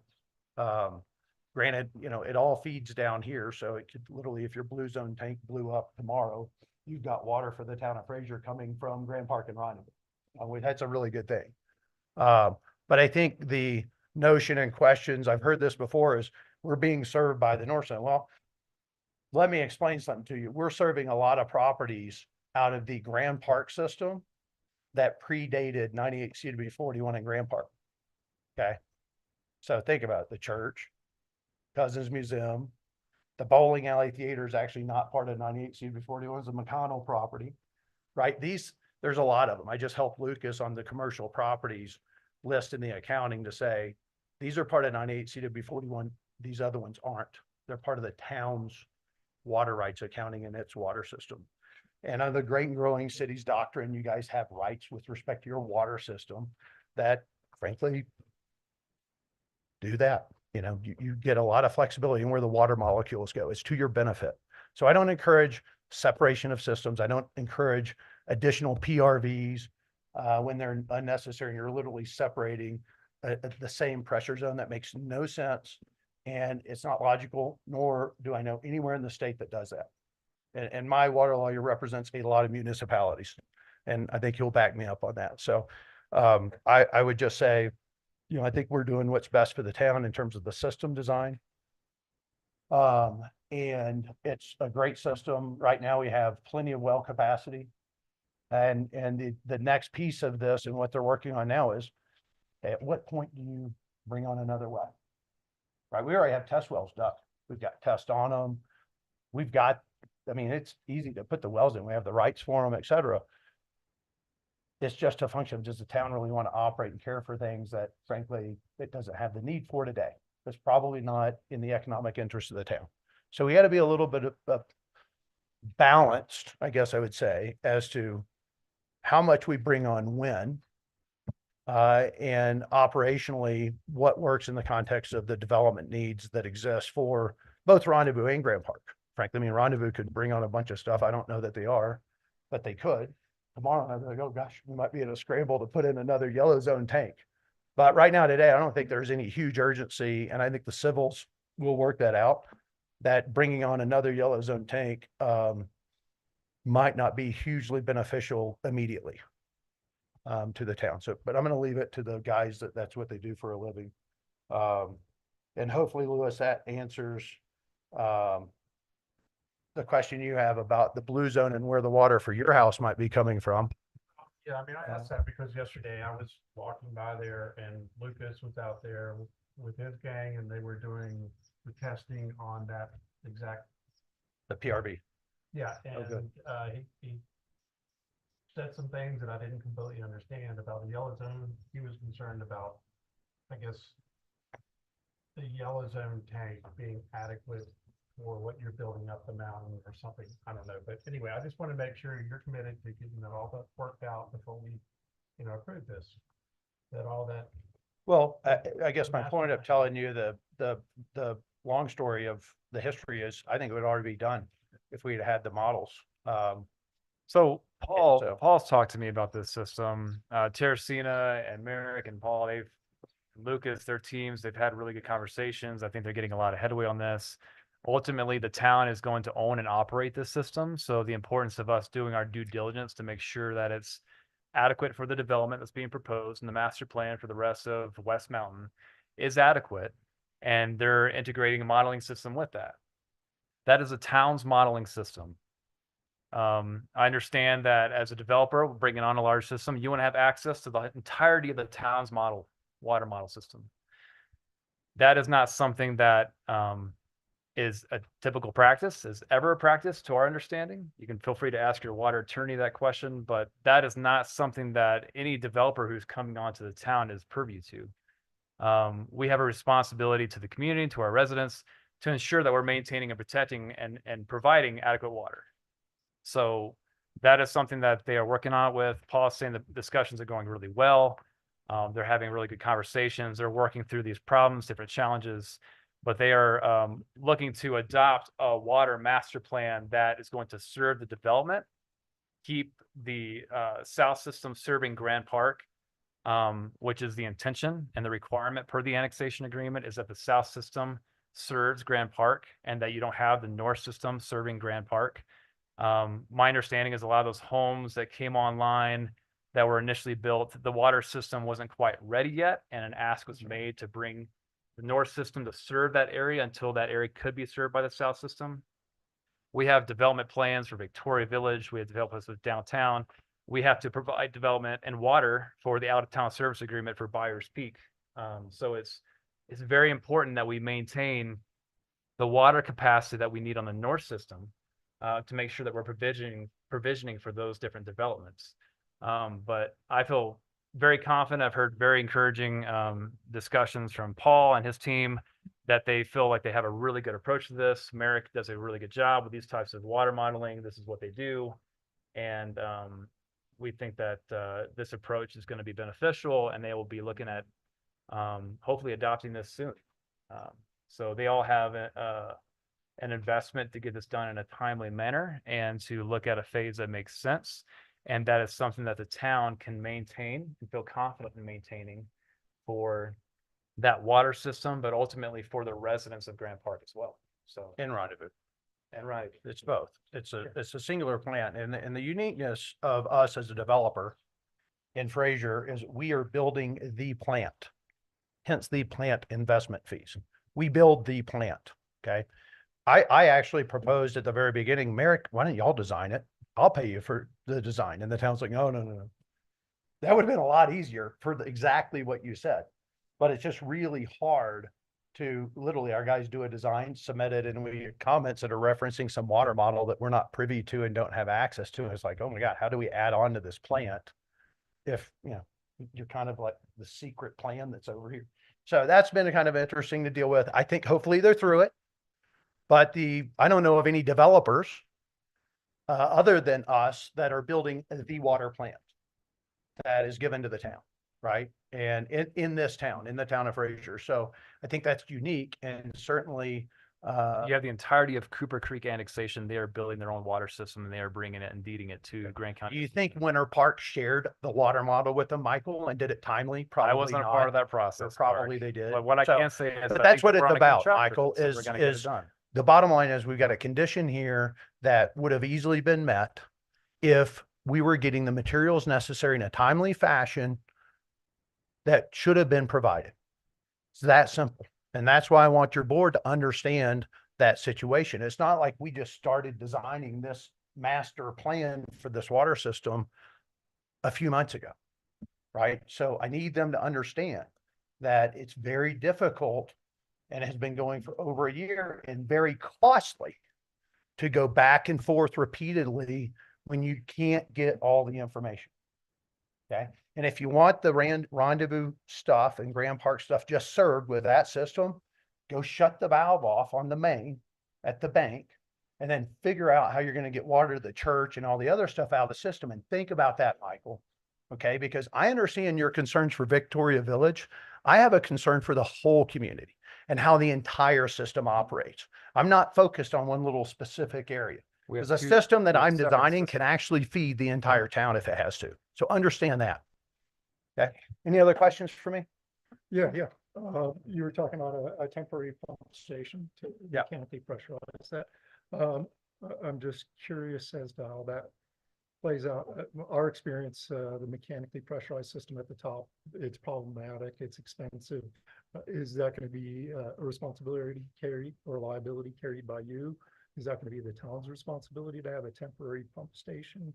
Are we going to be paying for that through tap rebates on a temporary situation? I'm just curious how. I'm glad. All good questions, Yeah, Adam. yeah. All good questions. I'm not aware of the red zone pumping station being an issue. It may cost a little more because of Well, electricity, every time a house has a leak, but we're you have an lifting. issue with the whole system. Okay. So Well, we're lifting water to the top of the tanks anyway, because the wells are down by the Fraser River. And we're literally pumping water to the top of the mountain so that it can all gravity feed down. So we're going to be using electricity regardless. Is it more efficient for me to go put in another yellow zone tank and be pumping the water up to that yellow zone tank? Or better yet, in this case, go ahead and I'll go put it in the green zone. I don't think the town wants me to put in the green zone tank, but if I go put in the green zone tank, it's your baby, right? And you're pumping water to that, and you're serving very few homes on it. So again, I think those are the things that have to be analyzed. And I'm going to leave it to civil engineers to sit there and weigh the pros and cons of, well, if we do it this way, here's the cost and implications to the town and the operations and the management of it. And here it is to the developer. And if we do it this way, here's what it is. My suspicion is it's going to be the least expensive alternative just for this development until we start doing more up there is going to be a pumping station using the yellow zone that hopefully gets capacity, gets water flowing out of that yellow zone more, which will make it more operationally efficient. That's my gut, but I don't know that for sure. I'm going to leave it to the specialist to figure that one out. Yeah. Lots of math. Any other questions? Yeah.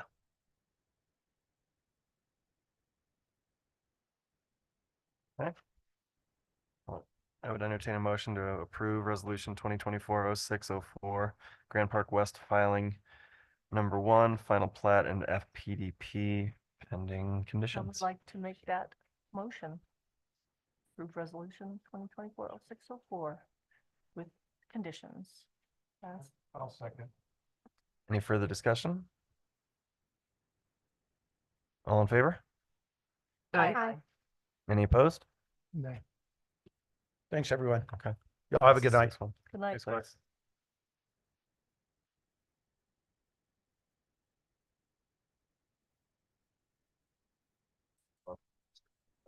That's 6 months. Yeah. Yeah. You had one nay, Becky. You had one nay. One nay. Okay. Assistant Town Planner position, Michael. Thank you, Mayor. So in front of you right now for this agenda item is the option, the consideration to increase our staffing levels to add an assistant town planner position to town staff. This is something that's been discussed for a little over a year, and something that we've anticipated bringing on board.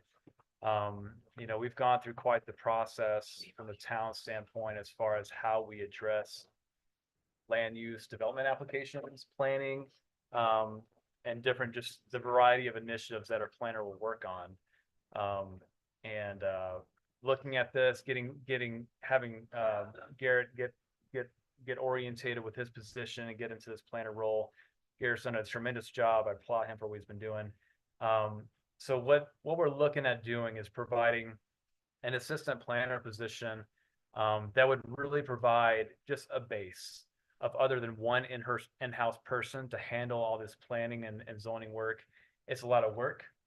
As you can see, it can sometimes be contentious work. And it can be a lot of pressure, honestly, and having some redundancy in our planning department so that if we have, Garrett going on vacation, great, go enjoy yourself. We can have some redundancy in the planning office. If you're inevitable to experience churn, just like what happened when the previous town planner, Catherine Trotter, left, that really created a vacuum as far as land use planning and just providing basic customer service. That became a major issue. The town went through a process to contract with Baseline Services for that planning work, and that function for I think it was planned for a permanent function, but it ended up turning into more of an interim function. We still have some responsibilities that Baseline is handling. That, I mean, honestly, I would say it's not being handled as if it was handled by an in-house staff. We're working with consulting groups that are consultants for multiple municipalities instead of just one. And this is something that I've written a staff briefing kind of just pointing to some of the benefits of this. There are several different aspects of planning to be taken into consideration with this. And I did have Garrett provide just like general numbers of development applications over the last few years. And just with 2022, between all the different applications that we received, 20 applications were received in 2022. In 2023, we received 34 development applications. And so far in 2024 year to date, we received 21, which already exceeds 2022. Clark Lipscomb, for example, has expressed his interest and really turning on the fire hose for planned for development applications for Grand Park and for West Mountain. We don't have any retainer cost for Baseline. And looking at a ramp up period to help if this is something the board approves, to help bring on that assistant planner position, get them established, and then be able to function as we have major ramp up in applications that we can meet our deadlines. And the two biggest things that we focus on is quality review and quality working with the applicant and deadlines. And it's a variety of things to just balance in those three buckets. In addition to, Garrett's working hand in hand with the comprehensive planning team, and there's going to be a lot of work just involved in that initiative. Long-term planning, annexation agreements, provisioning for smart growth from Fraser is something we see this assistant town planner being able to really provide and help establish. So I guess in summary, looking at really enhancing the quality of services that's provided through our planning services here at the town, not just for Grant Park, but for the entirety of the town and community, not even to mention, future potential annexations. I think that with this position being added, we would be able to really strengthen the coordination, overall communication between development applicants and the general community. There's been interest in maintaining a web page so that you can just go to a part of our web page and you can look at a GIS map and you can see all the status of varieties of different development projects that are going on throughout town and provide that higher level of transparency. Additionally, we've been looking at sustainability initiatives that are a big part of our planning process, a long-term growth strategy. We do have the funding for this position. We anticipated this position being funded this year, and during the budget season last year, we provisioned for this budget to be approved, and we still have a buffer for any types of rehires or rehiring campaigns if we experience churn. So we have the funding to do this. It's not going to put us in the negative in anywhere. And we did budget this for salaries for this year, and moving forward, we feel very confident that we can continue to budget and support this position. And one last thing I would say is regarding continuity. I think continuity we've been learning is probably one of the most important aspects of the Fraser land use application process, knowing the history of a variety of agreements that, you know, some you could say were good agreements, some you could say were to the advantage of the developer. Having that historical knowledge is something that the town, I think, has always struggled with. We've gotten a lot better with our record keeping, but having a good understanding of things like the annexation agreements and the updated 2003 and the 2005 planned development districts, in addition to just our zoning code in general and what opportunities may lay there for enhancing our zoning and evolving and looking at that smart growth process as we continue to grow, I think would be greatly supportive to this position. Lastly, we do have the office space for this position. We've been able to work with the guys upstairs, look at moving some people around, ultimately give Garrett some more dedicated space just for planning and to accommodate the assistant planner so they have the one office to work out of versus kind of the mix right now that you have with planning and project management. Because there's a lot of focus on planning, and Garrett's done a terrific job with his presentations and his reviews of applications. He's taking a stronger role in that preliminary review. And, you know, I know that Garrett he's exceeded greatly his just required hours of work processing these applications. It's difficult sometimes to do very complex applications that have a history of agreements that you have to take into account. I think all of you have a good understanding of what that looks like in the Fraser history here for development. But the salary range that we've been looking to advertise for this is 55 to 75,000. The desired qualifications for someone we'll be looking for is someone who either has the experience or a combination of education experience, but ideally someone who's maybe right out of school with that planning degree, or has that planning background where they have sufficient experience that they can really move into a future town planner role. And that's the type of thing that we like to encourage just with staff, is that progression and that redundancy, to be able to make sure that we're hitting our deadlines, we're doing quality review on these applications, and that we're provisioning for the future of Fraser. So, So how much do we pay baseline last year? Yeah. Baseline is based on an hourly rate. It typically depends on, so like we have, like, I think Garrett Alyssa's an assistant town planner. Well, no, I understand. I just want to know how much should we pay them? I mean, if we bring this in-house, if we can bring everything in-house, we're actually going to be saving, but you can justify it on a cost basis, right? Yeah, so. Yeah, I'm happy to speak to some of their recent invoices. So I just really quick pulled February, March, and April. We don't have the invoice for the month of May just yet.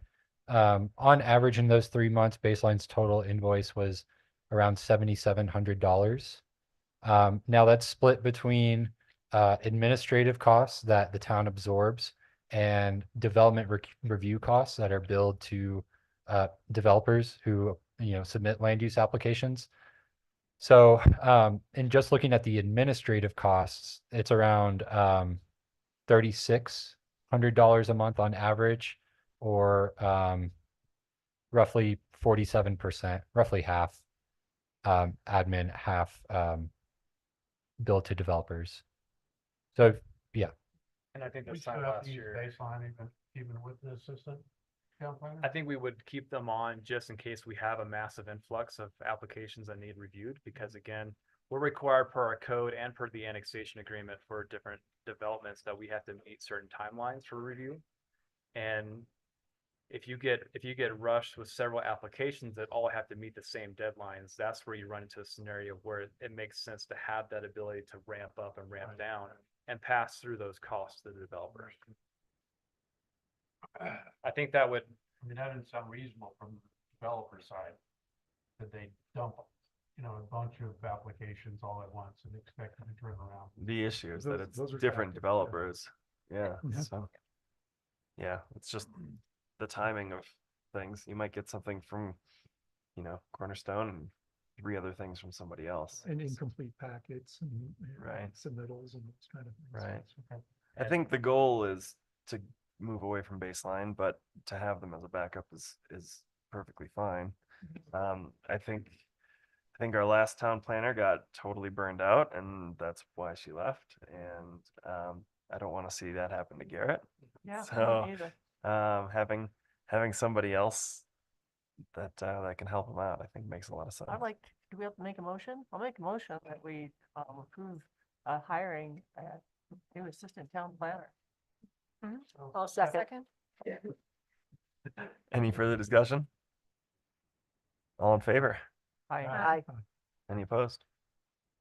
Okay. Good luck. I hope you find. No, I We have Thanks. somebody I just want to say, Gary, I think you've been doing a great job, and you need some help. years that you're here. You should not have to work 80 hours a week or whatever, just to keep up with the workload. So we do recognize your hard work. Well, thank you. I'm not hitting 80 hours, but more than 40. Yeah. The graders. Yes, a lot. All right, updates. I saw an article in the Denver Post last week that I just sent you to about PFAS. About what? Forever chemicals in the water system. And Oh, yeah. it was a great article that had, you can look up the whole county and, Fraser was the only one, I think, in the county that's got an issue, or at least has some level of it. I don't know how well relative it is. Winter Park is still with the same challenges. Yeah. And Adam may know, Winter Park's, Grant County #1 is a well system, correct? The groundwater system. They're surface treatment. They're up off that. Oh, you're right. Yeah. Okay. It Actually, just they've seemed got kind of 2 plants. interesting that we would have that. Is that more of a problem in surface versus groundwater? I don't know that they know that yet. Yeah. It's an emerging issue. It's obviously becoming Yeah. a prominent issue. I think the issue here is actually ski wax. I'm sorry. Ski wax. Really? Yeah, PFAS is in ski wax and Isn't it it's in, like and, waterproof? Yeah, you should. We can't hear you by. Oh, Yeah, sorry. there you So go. Thank you. I believe the issue with PFAS, the source is the ski wax. Because as you're Oh, ski skiing, wax. it's in ski wax and the whole idea is it heats up and it wears off and it Right. is left in the snow and then it gets into the water table Oh, and those kind of things. So that may well be. It's it's, probably the only logical explanation. I think it's from like waterproofing. I mean, it's your in jacket. everything. well, yeah, I mean, Clothing. yeah, it's in That too. Teflon, it's in, True, though. it's in everything. everything, it's in Everything. Gore-Tex, it's in fire suppressants, it's in stuff, but I think the prominent issue up here is this ski wax. Yeah, It and should be it's- in every ski town then, if that's true. yeah. I would imagine it is, and I haven't looked at that, so. One little Interesting. tidbit that, Lucas, when he came over to do the water meter, told me is that if you have a, water softener system, that it removes half of the PFAS Mhm. because it, I guess there's positive and negative ions. It removes Right. one of them. So I said, oh, that's great. I'm glad I have one, but yeah, it's Interesting. supposedly reduces it in half if you have a water softening system because of the salt removing. Yeah, I don't know how exactly it does it. And even the state doesn't know what they're doing yet. Yeah. I mean, the You're recommended setting levels are requirements without a 0. solution. So it's like Yeah. lead.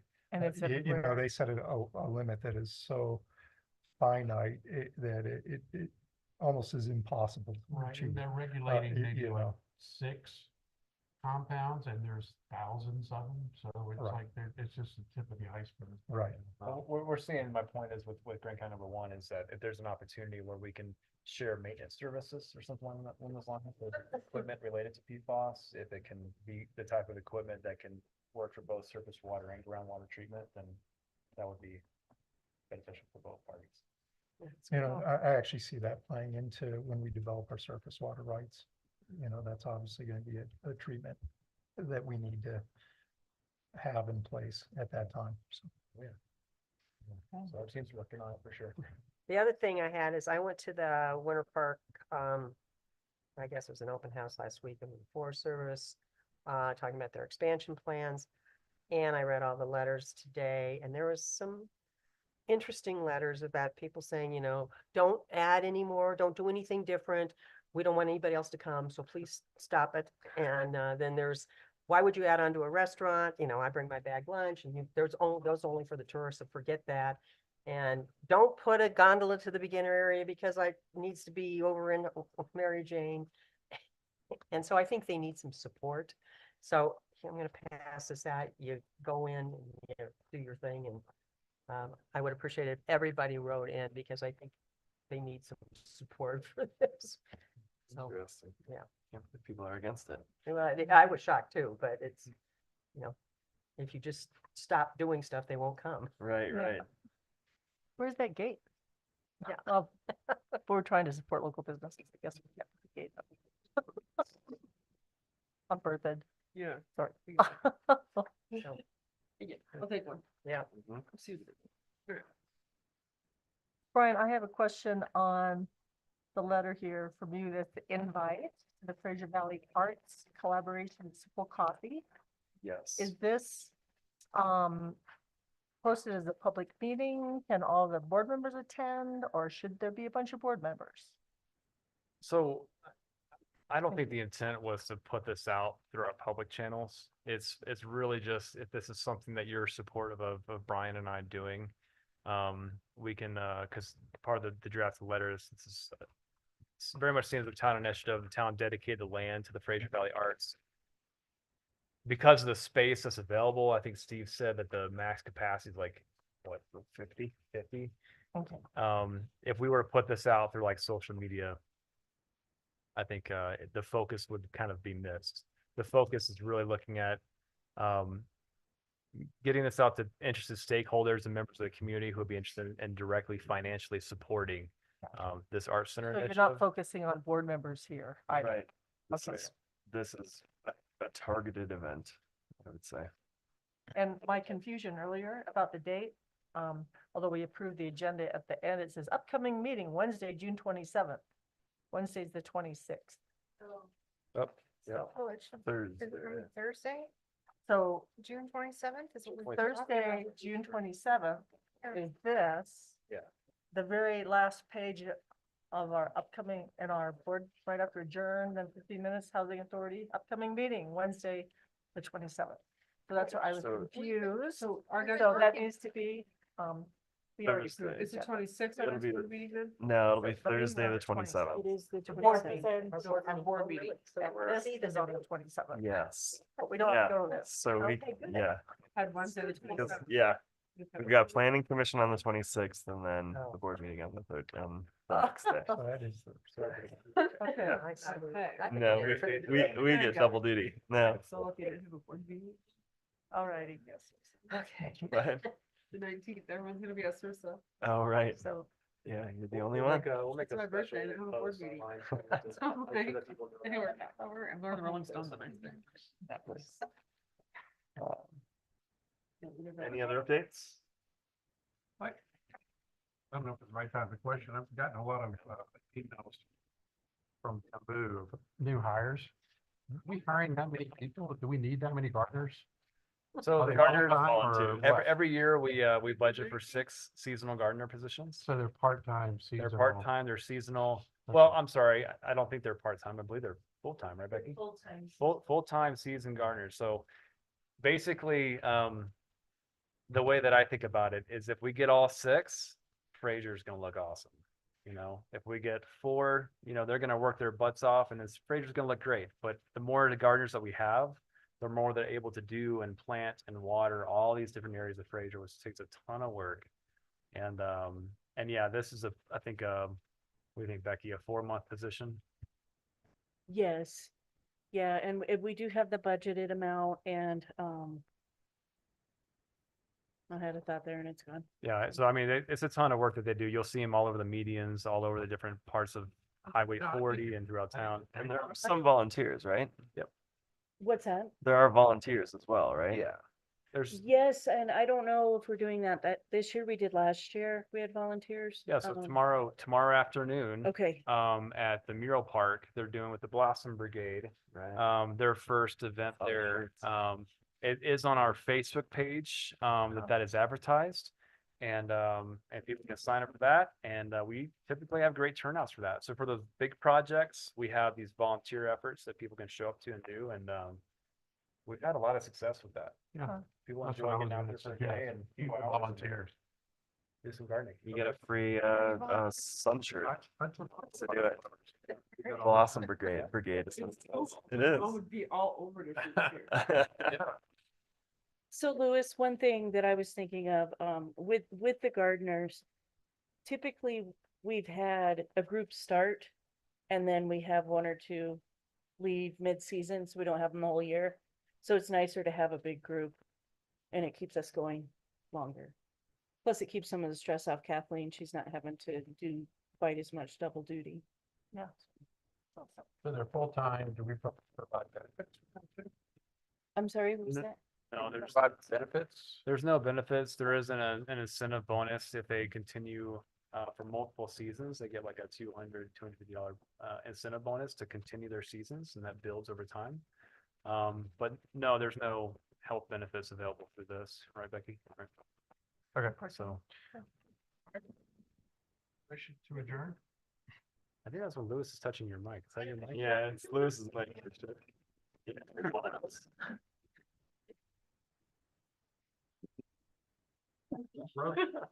Yeah, this one has been. Yeah, I was heading back to my seat. So we could do this one.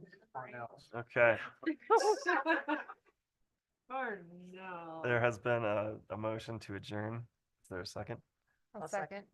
Any further discussion? All in favor? Aye. Any opposed? Okay, and we are not done yet, team. We've got a Fraser Housing Authority meeting. Yep. Lewis motion. I definitely heard Julie second. I I think second. multiple people did. There were a lot of seconds. Okay, so we are also the acting housing authority for Fraser. Can we and take just a short break? We take a short break, yeah. Yeah. Can we make this short too? It's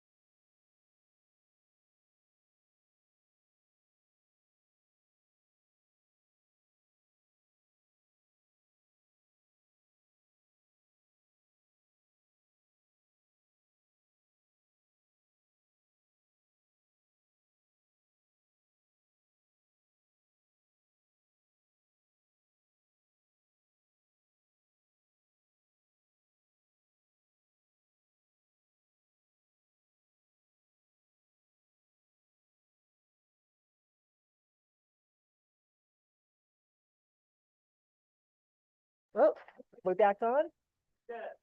I'd like to make a motion to open the Fraser Housing Authority meeting.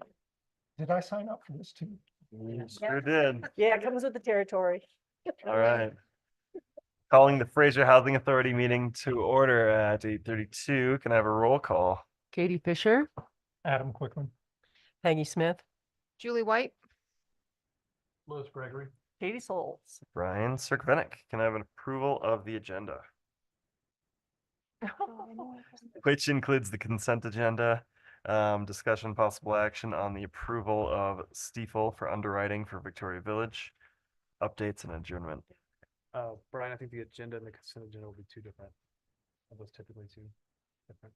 Well, but the consent, correct, they are, but the consent agenda is in the agenda and we're approving the agenda right now.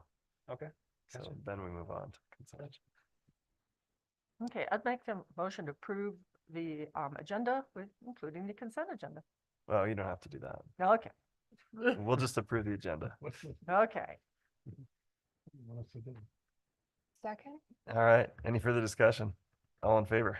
Aye. All right. Now, I would entertain a motion to approve the consent agenda, which includes the minutes from July 7th, 2021. I was Trivia confused by question, what what you was that said. about? None of us were there. Oh, Katie was there. I read it, but it was like 3 days ago, so I don't even remember. It was just going into an executive session and anyway, that's there. Yeah, resulted in the acquisition of Victoria. there you go. Exciting stuff. Do I hear a motion? So I'll make a motion to approve the consent agenda. Do I hear a second? Maybe I Katie second it. Fisher, because she's there. No, I was not there. My grandma died and I was gone that meeting. Like, You can still second, I think. I second it though. Any further discussion? All in favor? I Any opposed? All right. Okay, moving on to discussion and possible action. Resolution 2024-0601 approving Stiefel for underwriting for Victoria Village. All right, thank you, Mayor. Chair, Fraser, Chair. Yes, Housing Authority Chair. So in front of you is an agreement with Stiefel Investments, otherwise known as Stiefel Nicholas and Company Incorporated. So they are a probably one of the most reputable underwriters in the state of Colorado. Winter Parks use them, Grandview's use them. This is an agreement to allow them to move forward with investigating and structuring how financing for Victoria Village specifically could be structured for phase 1 of Victoria Village. What they would do is work out to ensure that the structure and the development agreements allows for the issuance of either tax exempt revenue bonds or certificates of participation, which is like a lease to own option. They would also be marketing the securities to help find buyers for these bonds or COPs, so that the town can move forward with financing Victoria Village Phase 1, potentially could go on to provide financing options for a public works facility, in addition to any other priorities for the town. Risk is at the forefront of this, which is ultimately what we have entered into agreement with Hilltop Securities as the financial municipal advisor to this. This agreement does not require the town to pay a dime to Stiefel. We have the ability to terminate this contract at any time if we want to go through a different underwriter, or we just don't want to move forward with issuing revenue bonds or COPs for anything. I've had good discussions with our representative with Stiefel. He's talked about how they only make money on this once the bonds or COPs are actually issued. So if they do 100 hours of work, they get to the point where the next day we're ready to issue tax exempt revenue bonds for this project. We can terminate this agreement, which is outlined in the agreement. And they don't issue the bonds and they don't get paid, and there's no financial obligation to the town. So this allows the town for Stiefel to start researching and working with the town and specifically the Fraser Housing Authority, because the Fraser Housing Authority is the only entity who can actually issue tax exempt revenue bonds for things like housing projects and public works facilities. And that's the same thing with certificates of participation. Only a Fraser Housing Authority can do that. Thus, this requires Fraser Housing Authority approval. So this is something I would recommend approving. If you guys have any questions, I'm happy to help field those. And there's no risk to the town to move forward with this agency. It does allow us to get our structure in place and understand how we can finance Victoria Village. And they feel confident they would not even provide us with an agreement if they didn't feel confident that they could provide the issuance of these types of bonds.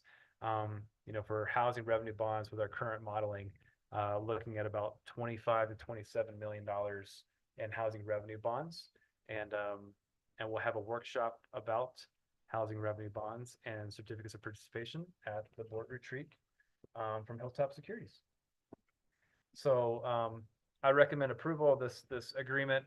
Allow us to move forward to have a good grasp on how much we can finance these revenue bonds, what that financing structure can look like, and ultimately what impacts to the town would that have, is something that'd be provisioned in this agreement, in addition to working collaboratively with Hilltop Securities so that the town / the Fraser Housing Authority has a very good understanding of the risks involved in this, how this could go wrong, how this can help us accomplish our goals with an understanding of that risk.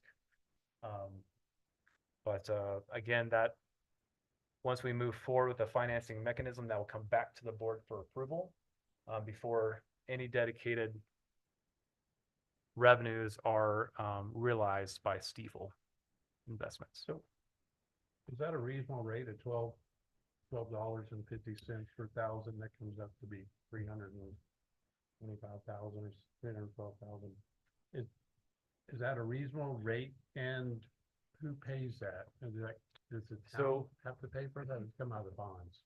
That would come out of the issuance of the bonds. So that would be a commission that they make off the bonds themselves, which ultimately that would be tacked on to the town's obligation for repayment of those bonds. So it would be at the time of issuance when we would incur that debt, which would be just a lump sum debt that we would have through these revenue bonds. I did talk to him about the fee, and he said that the fee is actually higher than you would see for things like public works facilities, because this is a housing project where we're currently in an environment where interest rates are very high, and selling things like housing revenue bonds for housing projects. We're in a good position right now based on the scale for phase one, which makes it work well. If we were looking at like a 40-unit development or a 50-unit development, for example, or anything less, you'll be looking at a much higher commission rate because it's associated with the level of difficulty of actually finding buyers for those bonds. Does that make sense? Yeah, so did you put this out as an RFP? I did not. And this is something that came as a recommendation and is something that we're able to use because they do specialize in a specific type of activity that does not require this to go to bid. So we do have that provision with these guys. They are reputable. I've talked to Winter Park and Granby about these guys. They've had good experiences with them. And we can make an informed decision when we get to that point as far as other firms that we could have an opportunity moving forward with. This provisions for the project to move forward as far as a major financing mechanism, and at least being able to develop an understanding of what we can and can't do. And when we get to the point of pulling the trigger on that, the board will be provided with making an informed decision. Is this the best agency to be going through based on their requested commission rate? So this is 0.1, this is 1.25% commission based on the $12.50 per 1,000 of bonds issued. The other thing that I like about this is that we're having experts look at the overall project and see if it's something viable and something that people would invest in. So I think we're getting a little extra on top of just the analysis if the bonds are going to be good or not. So I guess I'm struggling with, we're selecting them to perform or whatever, be the bondholders or whatever they are. Is there an opportunity to change to another? Absolutely. There's bondholder? there's no non-compete clause. These are specific questions that I asked them. Our ability to terminate, our ability to go through a different provider. That's all provision here in this agreement. There's no reason we can't cancel this at the 12th hour kind of thing and go with a different firm. And they understand that. They only get paid once we go to actually issue the bonds. And one other benefit that I've had in my conversations with Hilltop Securities, for which you'll meet Maddie at the board retreat this week, is they work hand in hand with Stiefel on a variety of projects. So as far as understanding the risk to the town, having direct communication with the underwriting agency is crucial to having good communication as far as having a quality evaluation of risk. Seems like we should have had this meeting after the board retreat when we are a little bit better informed. I'm uncomfortable without having some type of competitive bidding process of knowing, you know, who else is out there? Are we getting a fair shake? Okay. So I just don't know enough about it. Yeah. It's not But our we world. we can sign this agreement and you can still do some shopping and you can. see Yeah. what else Would you is like out me to there see with that what I kind can of solicit as expertise. far as interest goes from other underwriting firms? So, I mean, we always again have the ability to terminate and go with a different firm. I can do some research with that. I have at least one other firm that's actually coming up to Fraser I thought the next town was week, actually. required to put it out to competitive bid if it's over a certain dollar amount. This is Is the that not housing true? authority, not the town though. Right? Well, Right, but for general construction projects, you are required to. And I think for any construction projects, you're required to for actual construction. When you're looking at a specialized service such as underwriting, it does allow us to move forward with the agency that we see as qualified and provides the quality service for what we're looking for. So, I mean, it's a good comment, you know, Louis. We do have the ability to, you know, we can talk to Maddie and get her thoughts on that as well this week. And this would allow us to be able to at least get a decent structure in place. You know, if we want to take advantage of the services provided through Stiefel that could potentially, as they acknowledge, be provided for free, we could. And I can reach out and see if I can get a couple other comparables in the meantime.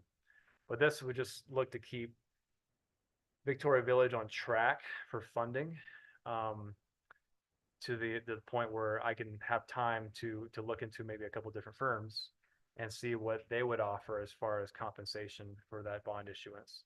I'm happy to do that. Okay.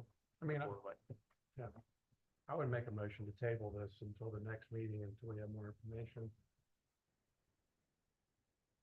I will say that part of my intent for June 27th was to present the board with a development agreement with Mountain Affordable Housing, with vetting and research already completed or near complete from Stiefel for underwriting, have a report and a presentation presented from Hilltop Securities, who's our municipal advisor for this work, relaying the risk and evaluation of their financing and the project as a whole.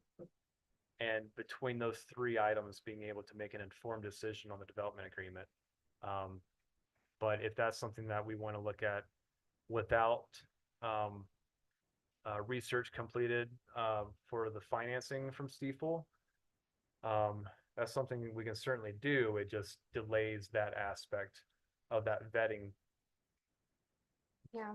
with the development agreement. You know that? Oh, I'm not using that as an excuse. I do. I don't like being pressured into making decisions when I don't have all the facts. That's just me. I do feel like this will pass, but you did make a motion, so we either need a second or for you to withdraw and then have someone else make a motion to approve. So I'm gonna leave it up to a second, or if you want to withdraw. So I guess you asked, is there a second? Is there a second? Okay. Hearing none, so the motion does not pass. Is there a motion to approve Resolution 2024-0601 approving Stiefel for underwriting for Victoria Village?